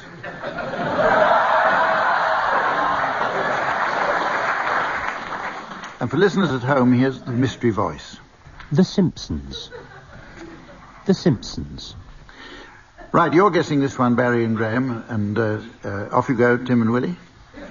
Okay, this is 2 words. It's a television programme, and it starts like this. Surely she's not going to marry that dysfunctional upper-class chinless wonder from London, England land? What, I ask you, was the matter with Gromit?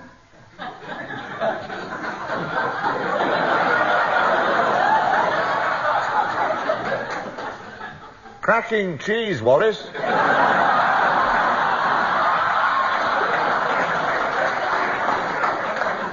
Oh, what a giveaway. At the end. Not Wallace and Gromit, but... No. No, the odd couple is 3 words. Chinless? What are they? They're puppets? No, they're not, you silly clapper.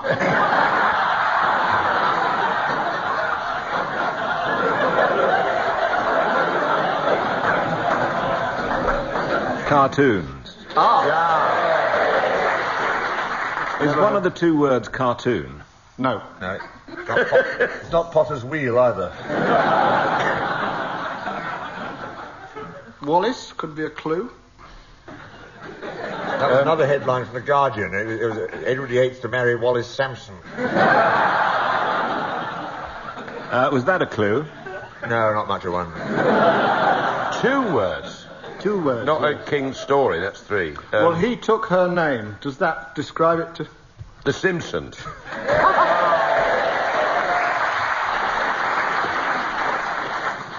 God, that was painful. It's your turn, Barry and Graeme, now. Your title's being displayed on the projection screen, and here again is the mystery voice for listeners at home. Wind in the Willows. Wind in the Willows. What is it, a film, a book, It's or a film. It's 4 words. And a book. And been a play in its time, I remember. And a 4 play. words and a book. Here we go. Here we go. Good morning. Good morning, sir. What can I do for you?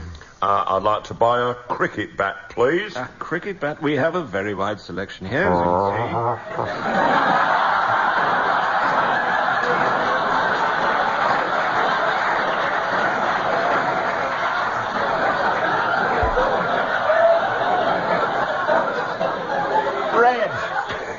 Reg, I'm serving a customer in here.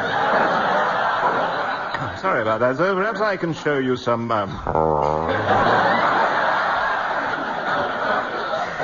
Reg, can't you go outside or something? Do apologise, sir. Here we are. Look at this one, sir. Here we got the Compton Classic. Reg, if you don't stop that, I'm going to come up and take that trombone away from you.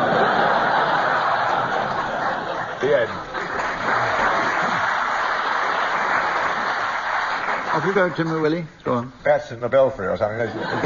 Trombone in the willows. Bats. Yes, that's it. You're so close. Trombone in the... Could it be possibly Wind in the Willows?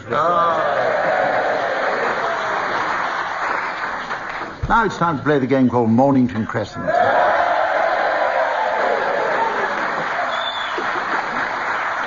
But first I noticed from my laptop that we have an email from a Mrs. Trellis of North Wales, who's visited our website with some advice for young couples setting up home together for the first time. Dear Mr. Nocty, she writes, ignore those trendies who say size isn't important. I believed that, and then my new wallpaper fell off.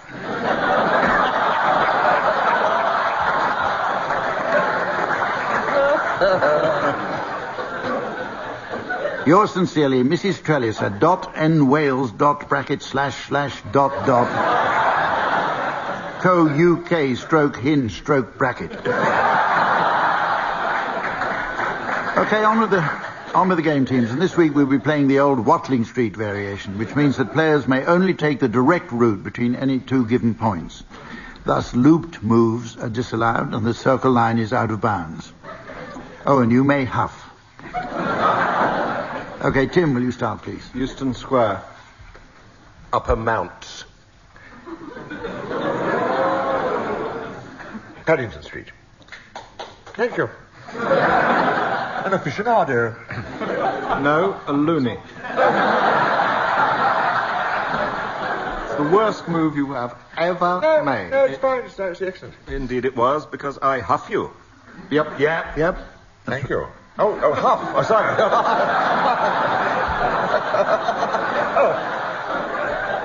I thought I'd pulled. It's so long since I played this game. What happens when you huff? Don't look at me. Well, it's Barry's turn, of course. It goes back. Oh, yes, that's right. Sorry. Yes, go ahead. It's looped. Yeah. So it's me. Yep. Yes, you. Cheney Walk. Except loops are disallowed. Not there. Not after a huff, though. Aren't they? Loop. Now, wait a minute. You can have a loop. You can have a loop after the huff. But only the one. All right. You say that with great Just the confidence. one. I know that. It's the only thing I know, really. Wish I hadn't huffed now. Go ahead, Barry. York Road. King Street, Hammersmith. Fairlop. Upper Wimpole Street. Oh, that's thrown him back onto his heels. Derngate. That's a loop move. I'd hardly call that direct move. Taking is a loop move. Northamptonshire seems to be slightly out of our orbit. And also grovelling yet Not again into to the orbit.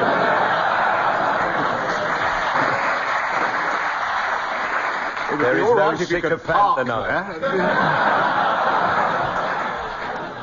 Driving round I was all day. Where's there a car park open? You've got to stop this curve crawling. Nice of you to pick me up there. I should have told... I'm not great, but I'm reasonable. Carry on. Whose turn? Perrin's Walk. Your turn, Tim.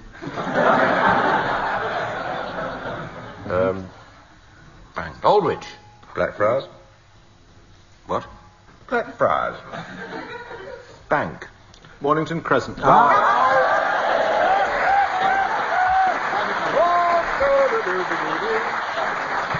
You could have jumped in with a huff there, Graeme. He should have huffed. No, I've got into enough of a mess with the first huff. I was huff again. It's time now for a round Game of two huffs. Now it's time for a round of limericks, those cheeky 5-line verses originally devised by an Irishman who chose to name them after the town closest to his heart. That was, of course, the town of Lima in Peru. Teams, I shall furnish you each with a promising first line, which I'd then like you to complete, taking one line each. And in celebration of Northampton's undisputed status as shoe capital of the Midlands, this week's theme will be footwear. Graeme, here's a line for you. I once found my pet Puss in Boots buying condoms and herbal cheroots. I said, naughty cat. You mustn't do that. They'll think they're a couple of fruits. Tim, here's one for you. Whenever I wear my new clogs... Whenever I wear my new clogs, I'm followed by frisky young dogs. One started to beg, then cocked his leg. And dampened the hem of my togs.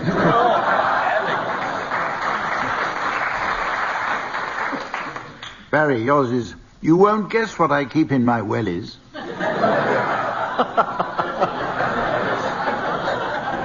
3 tarts and a couple of jellies.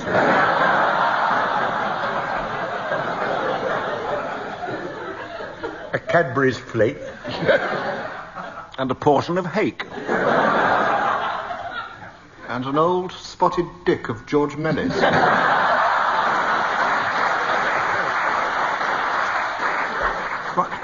Willie, finally, here's yours. Whenever I wear winkle pickers... Whenever I wear winkle pickers, I know the footsteps behind are the vicar's.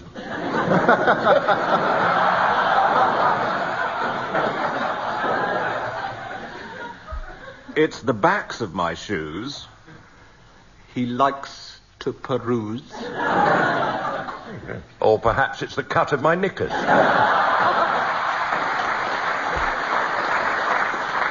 OK, we're going to hurry on to a round called Just a Minim, which, as you'll guess, is based on the amusing panel game Just a Minute.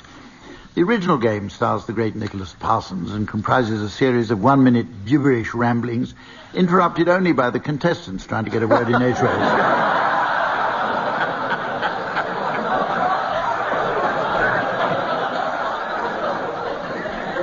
Ours is a musical version, teams, in which you'll be required to sing a song of my choosing without hesitation, repetition, boutros, Kali, or deviation. However, one deviation I'm obliged to overlook is the piano accompaniment of Colin Sell. Actually, Colin tells me that during recent performances he's become noted for his clever use of harmony. Apparently he finds it keeps the fringe out of his...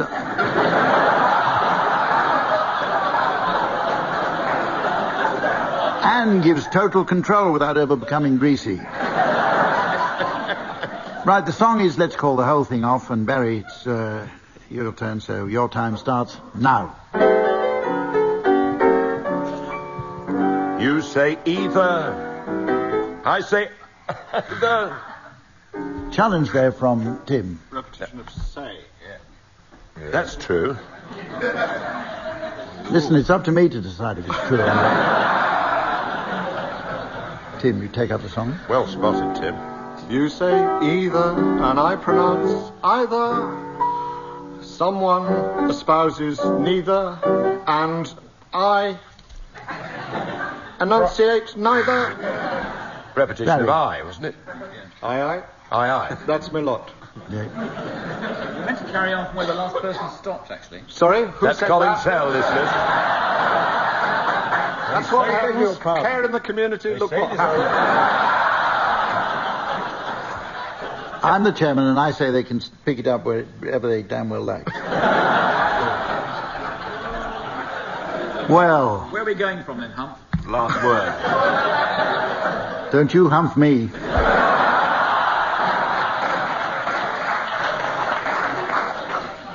Go on, Barry. What? Oh, it's me, is it? Where were we? Ask it. Challenge from Tim. Hesitation. I'm not listening. I was asking where we got to. There's been so much. About there, I think. Yeah, that's right. Let's call the whole thing off. Ether, chloroform, nether, lather, let's abandon the entire project. He hasn't said let's call the whole thing off yet, so why don't you change it? Yeah, but that doesn't... It's deviation. You don't have to. Yes, you do. Actually, he said let's abandon the whole project. Which he should have said about third time About round. the sensiblest thing he said all night. Well, teams, as I see it, only...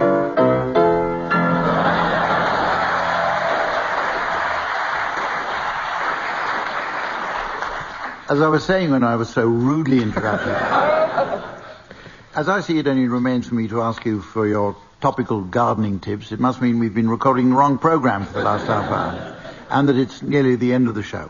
But we won't go before playing one last round, and it's called Dog Fancier's Songbook. So, as Samantha tells me, it's time to let her whip it out.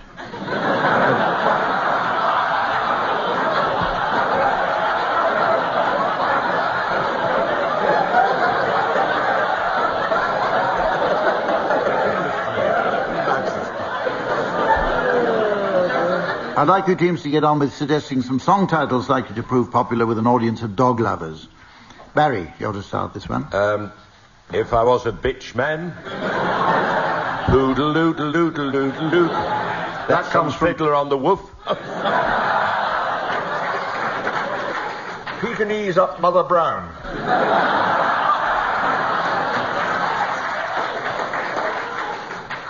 Daydream Retriever by the Mongrels.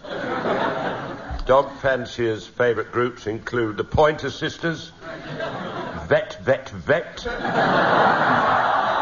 and There's a Good Boy Zone. Making Whoopsie. Good collie, Miss Molly. They're rushing out to buy the Beagles anthology, featuring Hey Jude. Are they going to do Oh, Mr. Postman? They're doing Labrador Rigby.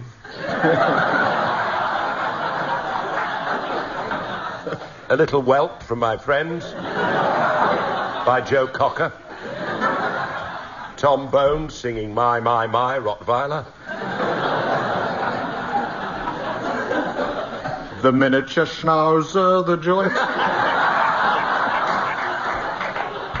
Pit bulls. Pit bulls who need pit bulls. I'm going to sit right down and breed myself a setter.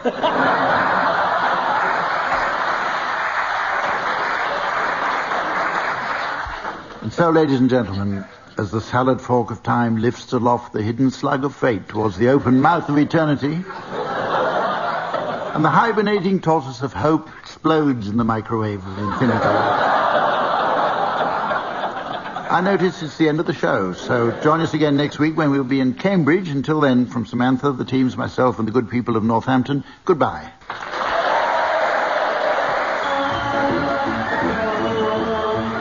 Tim Brooke-Taylor, Barry Trier, Graeme Garden and Willie Rushton were being given silly things to do by Humphrey Lyttelton, with Colin Sell setting some of them to music. The programme consultant was Ian Pattinson and the producer was John Naismith.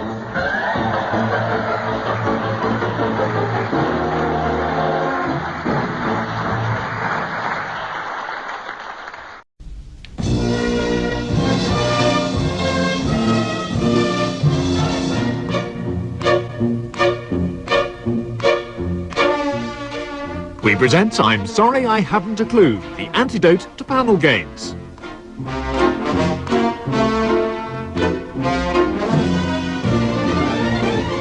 At the piano is Colin Sell, and your chairman is Humphrey Lyttelton.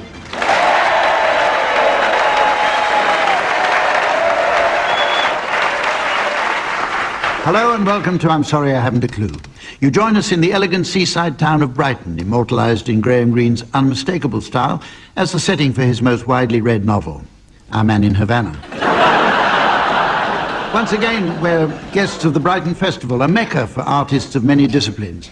Indeed, our team members tell me they've been provided with a temporary studio in which to create and display their unique brand of avant-garde sketches, cartoons and poetry. Anyone wishing to view the work is welcome to visit it after the show, but do please remember to knock first as the lock's broken. Please welcome them. They are on my right, Willie Rushton and Tim Brooke-Taylor.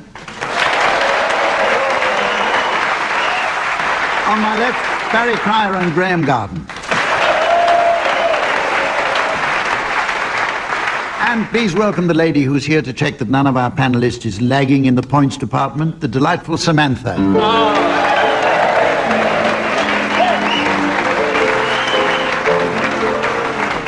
Well, it's always best to start the show off with one of the lighter games, so let's kick off with a round of obituaries. Teams, in this round I'd like you please to adopt the style and language generally employed by obituary writers to describe the lives of certain famous people, alive or dead. Tim, will you start, please? Robert Maxwell.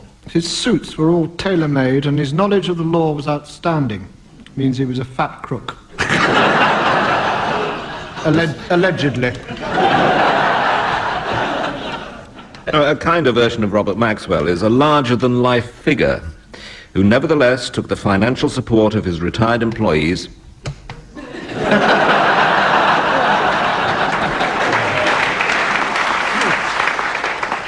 Oliver Reed, star of Liver Dance,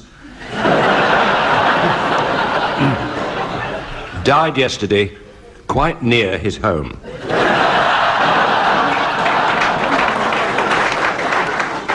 Sadly pissed.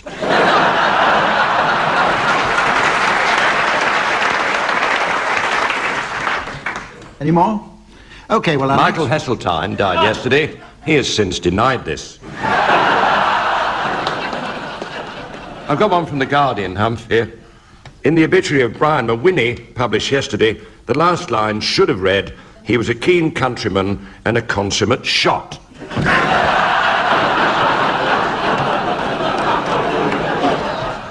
The next round is a musical one which also involves the teams singing. It's called Pick Up Song, and in it I shall be asking the teams to sing along to a selection of my favourite discs. DJ Samantha has kindly got my reproduction equipment out and plugged it in. On the front is a large knob which at my command she'll twist firmly in an anti-clockwise direction, causing the volume to drop while the teams are singing along. If on its return the teams are within a tick's crotchet of the original, I'll be awarding points, and points mean Gatwick Airport. What do points mean?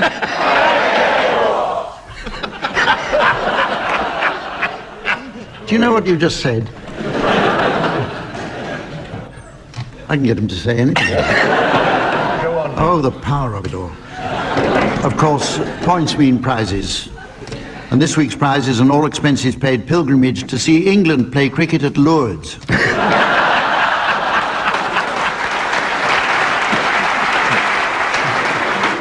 And if England aren't all out by lunch, they'll also witness a miracle.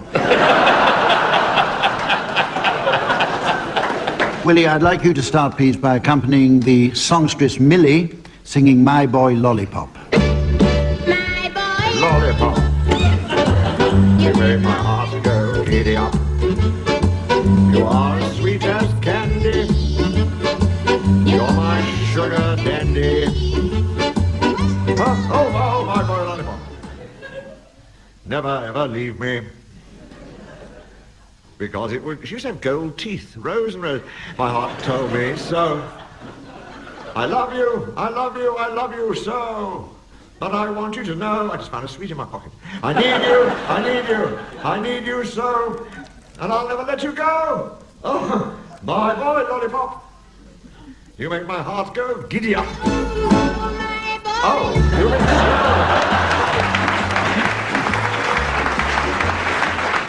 It's slow, Mill. Your turn, Graham. See if you can do better than that.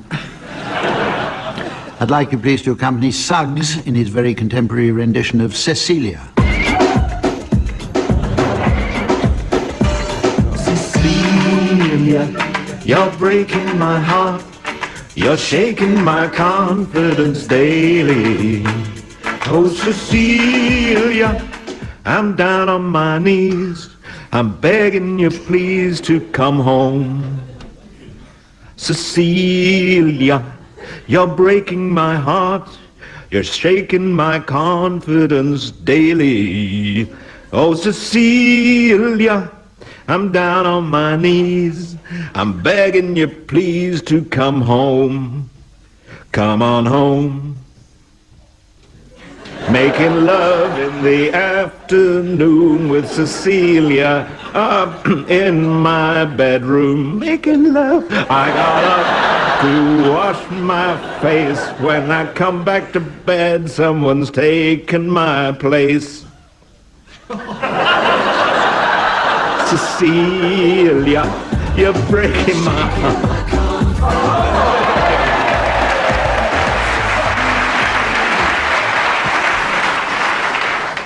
And never missed a beat. Amazing. Barry, would you please accompany the Righteous Brothers singing Unchained Melody? Oh, my love, my darling, I've hungered for your touch a long, lonely time. He's not been well. Time goes by so slowly, and time can do so much.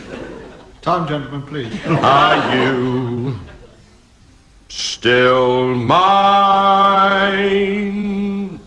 We're not running a nightclub.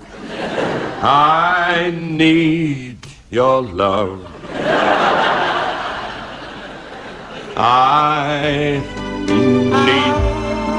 Not far.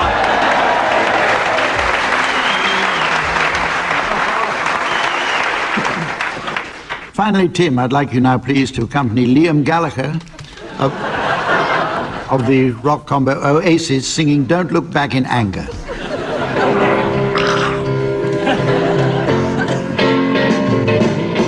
Slip inside the eye of your mind.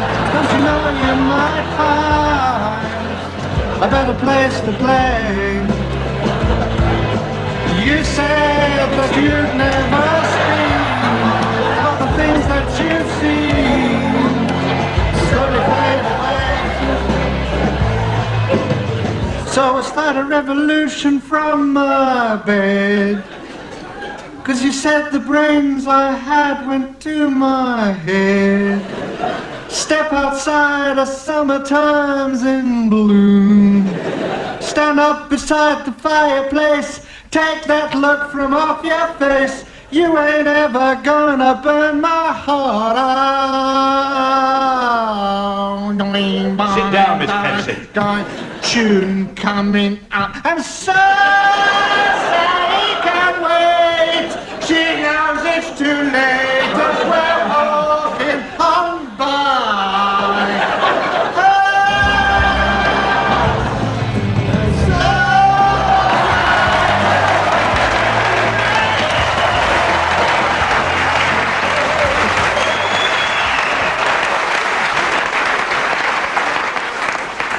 Oh, just My God. How those boys do it every night, I don't know.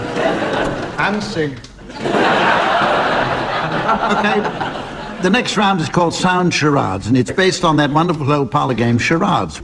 In our version, the teams will take it in turns to enact the title of a well-known film, book, or TV programme for the opposing team to guess. And since we're on the radio, they'll be using a form of verbal... Barry and Graeme, you're to start, and your title will shortly be broadcast to our theatre audience via the laser display board for Tim and Willie to guess. Meanwhile, here's the mystery voice for listeners at home. They think it's all over. They think it's all over. Okay, now is it a book, film, or what? It's neither of those. It's a TV programme. 5 words. And we'll do it all at once.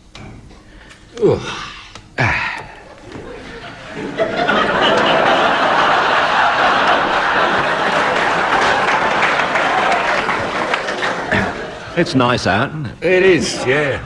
Yeah, that girl over there. What about her? She's got a lovely tan, hasn't she? Oh, gorgeous.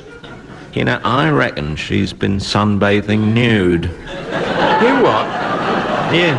Yeah, nah, leave it out. I bet there's no white patches, I bet. Go on. Really? That's what I reckon. Well, better believe it.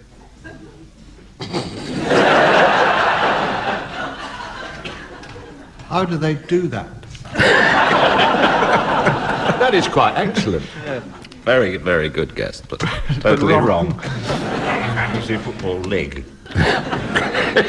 Has it got any... Oh, that's in the right area, fantasy football Yes. leg. Yeah. Oh. Football. Well... Oh, football-ish. Footballish. Cricket. Footballing links. Is it somebody who presents it? Is that the link? No. No. Well, there are people on the pitch. People on the pitch. They think it's all over.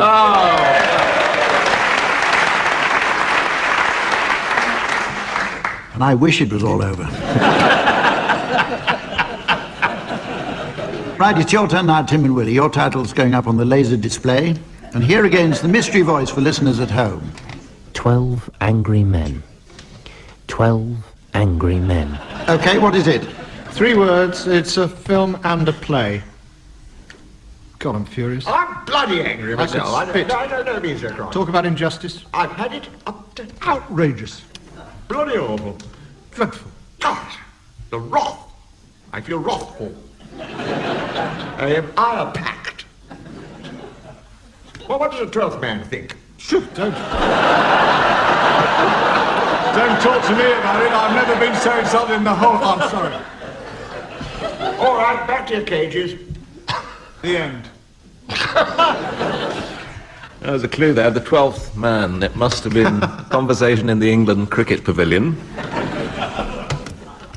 Of a judicial nature. You can tell when Barry's got it. Yeah, we've got it, Hump. Good. Next. Well, you better say what it is, I suppose. 12 angry monkeys. men. Right, our next round is entitled Psychics, and the idea... Right, our next round is entitled Psychics, and the idea for it came to us... I knew you were going to say that.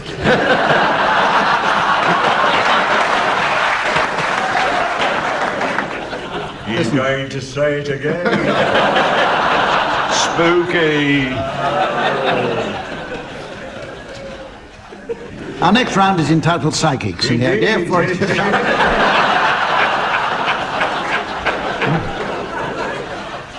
Don't mock the spirits. I'm going to take a run at it this time. Where have I heard that before? Silence. Our next round is entitled Psychics, and the idea for it came to us while we were all watching Mystic Meg on the television the other day. Quite suddenly, a very spooky thing happened. We all mysteriously knew exactly what each other was thinking. And the thought was, what a load of rubbish. In this round, the team should take it in turns to be psychics and to divine by mental powers alone precisely what the others are thinking. And there'll be a bonus point for anyone able to guess what I'm thinking. OK, Tim and Willie, will you start by telling us, please, what Barry and Graeme are thinking, plus anything else of interest you managed to glean from the spirit world? I'm getting traffic news from Geronimo. Avoid the little bighorn. Barry, do you have Welsh blood, or are you interested in sheep generally? I've bought a kilt because they've learned to recognise the sound of a zip.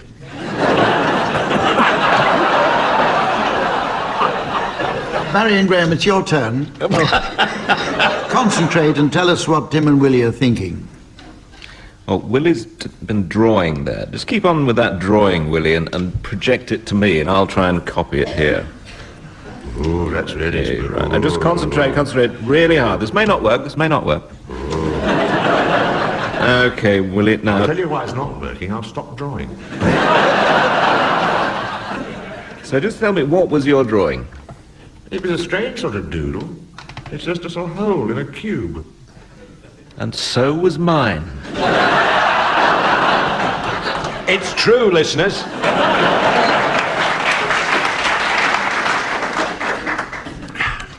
I tell you what, people often ask our team members, where can I see your latest show? To which they reply, on UK Gold. So true to be funny. Well, watching that channel the other evening with its non-stop reruns of the same old tired formats, I started to think about this show and how exciting it might be to try something fresh and original. So, teams, I've had a brand new round commissioned. It's called Odd One Out. What else would you call a round that's fresh and original? Coincidentally, Odd One Out is also the object of the game. And in case you haven't realized it, I've moved on from the psychic game. You'll hear a selection of recordings, teams, and your task is to tell which is the odd one out and why. We're going to start with you, Barry. Could you please explain which is the odd one out from the following?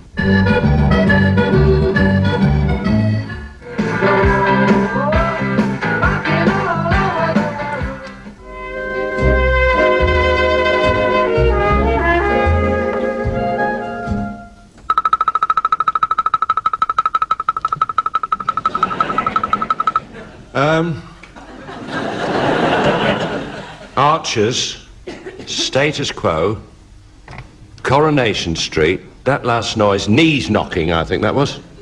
Someone who wears short skirts in inclement weather. Knees knocking. Paulie Yates. I got it. They've all been together a long time except Paulie Yates' knees.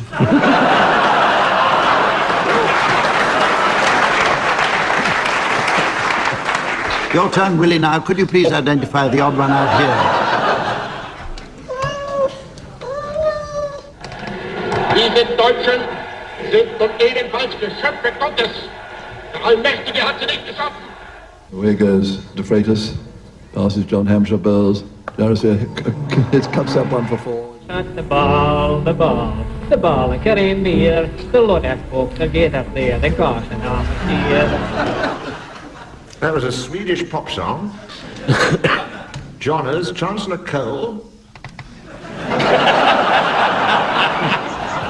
A cat. Perhaps, oh, I know, it wasn't, I think, it is interesting, yes, because Keremere had a ball. Johners was describing a ball, because he wasn't in any way unitesticular. And Hitler, as the song had it, only had one, didn't he? And our cat hasn't got any.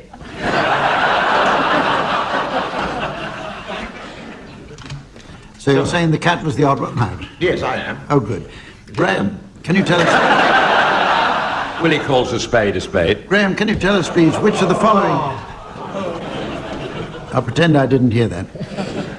I don't have to pretend I didn't hear it.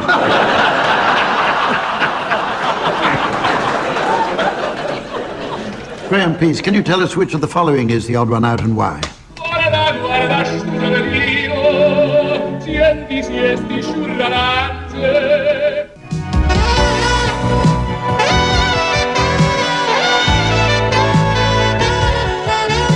What every author tries to do when reading through a book is get rid of coincidence. It's coincidence that's unacceptable in a novel. I'll give you a small example. When Mary and I were up in London going...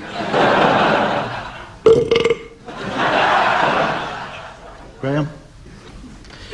Fine tenor there. That was probably Pavarotti, wasn't it, at the beginning? Followed by a saxophone. I'm not sure who was playing that.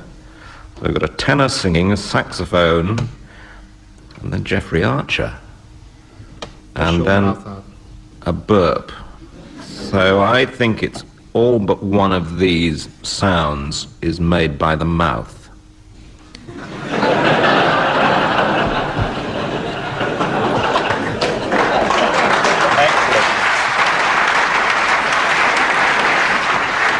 Finally, Tim, which is the odd one out of these noises? Every girl dreams of the ideal man with whom she will fall in love.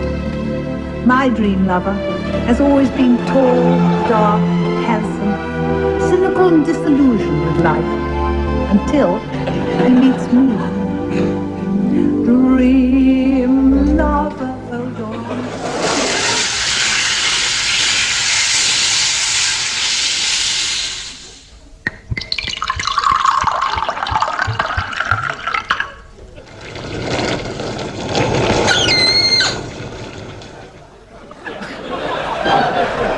That last one was, well, it's now an ex-lobster. I think the answer is pink. They're all pink. That was rosé wine, bacon sizzling, and Barbara Cartland. They're all... No. No, I know what it is. The bacon, the lobster, and the wine all have exceptional taste.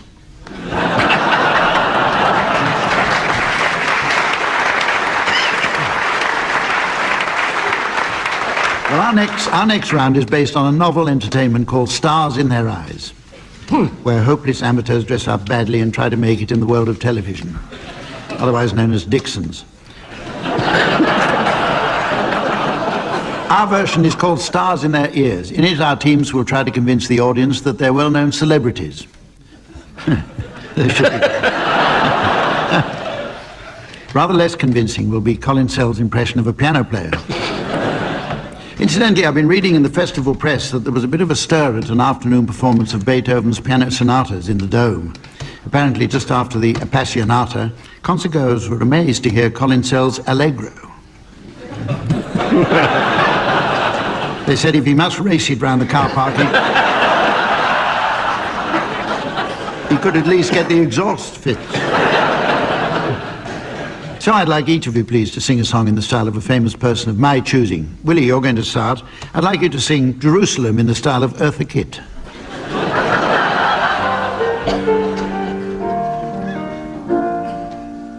And it was these in ancient times, and the baby walk upon England's mountains, green. Orson Welles here. I've been quoted as saying, Eartha was the sexiest woman in the world. Probably the silliest thing I ever said. And hang it on the chimney tonight.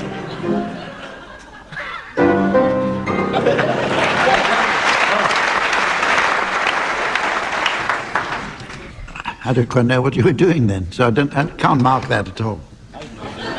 What was he doing? Completely lost. He went into Orson Welles halfway through. Sorry, just a minute. Who are you?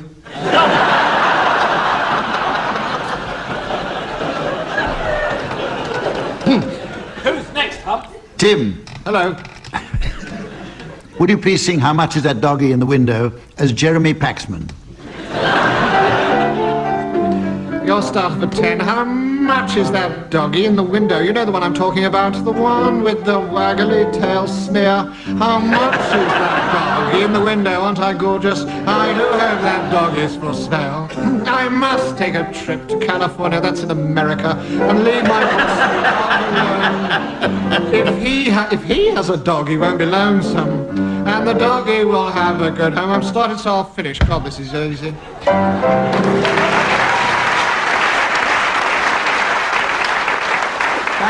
Barry, will you please sing Hey Good Looking in the style of Andy Kershaw? I heard this version by the Bundu Boys and one of my trips over there. I'd like to do it for you. Hey, good looking, what you got cooking? How's about cooking something up with me? Turned out nice again. Hey, good looking, what you got cooking? How's about cooking something up? How's about cooking something up? How's about cooking something up with me? The Bundu Boys. Unbelievable. See you next week.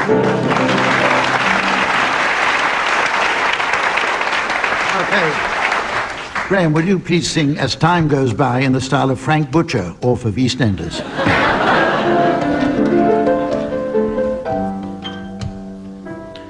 You must remember this, Pat. A kiss is still a kiss. A sigh is just a sigh. The fundamental things apply as time goes by. And when two lovers woo, they still say, I love you. On that you can rely. Now listen to me, darling. No matter what the future brings, as time goes by. Moonlight and love songs never out of date. Hearts full of passion, jealousy and hate. Woman needs a man must have his mate. That no one can deny if they know what's good for them. Still the same old stories. Fight for love and glory, a case of do or die. The world will always welcome lovers as time goes by.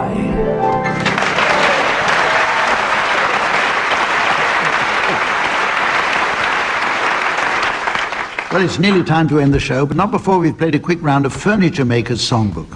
So, teams, while Samantha pops out to French polish her tall boy, I'd like you please to suggest some titles of songs likely to prove popular with a congregation of furniture and cabinet makers. Willie, will you start, please? Nearly the Elephant's Foot umbrella stand. Or you could have the Chippendales dancing to the Carpenter's greatest hits, sung by Cher. Don't laugh at me because I'm a stool.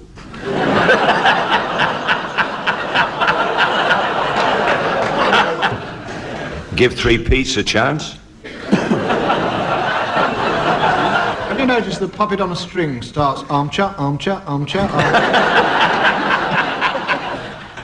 You could have IKEA and Tina Turner.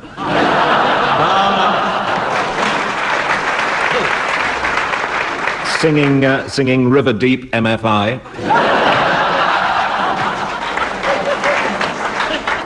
Bohemian Flapsettee by Queen Anne. You could do the shelf song. I'll put you up where you belong.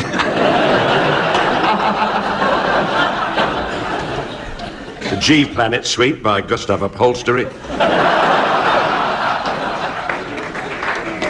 Well, as the plastic duck of destiny has been sunk by the loofah of fate, and old Father Time has gone wrinkly in the bathwater of eternity, it must be time to pick out the short hairs of hope from the plug hole of infinity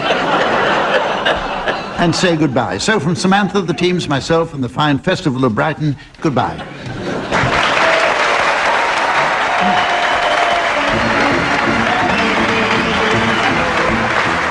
Brooke-Taylor, Barry Trial, Graeme Garden and Willie Rushton were being given Silly Things to Do by Humphrey Lyttelton, with Colin Sell setting some of them to music. The programme was produced by John Naismith.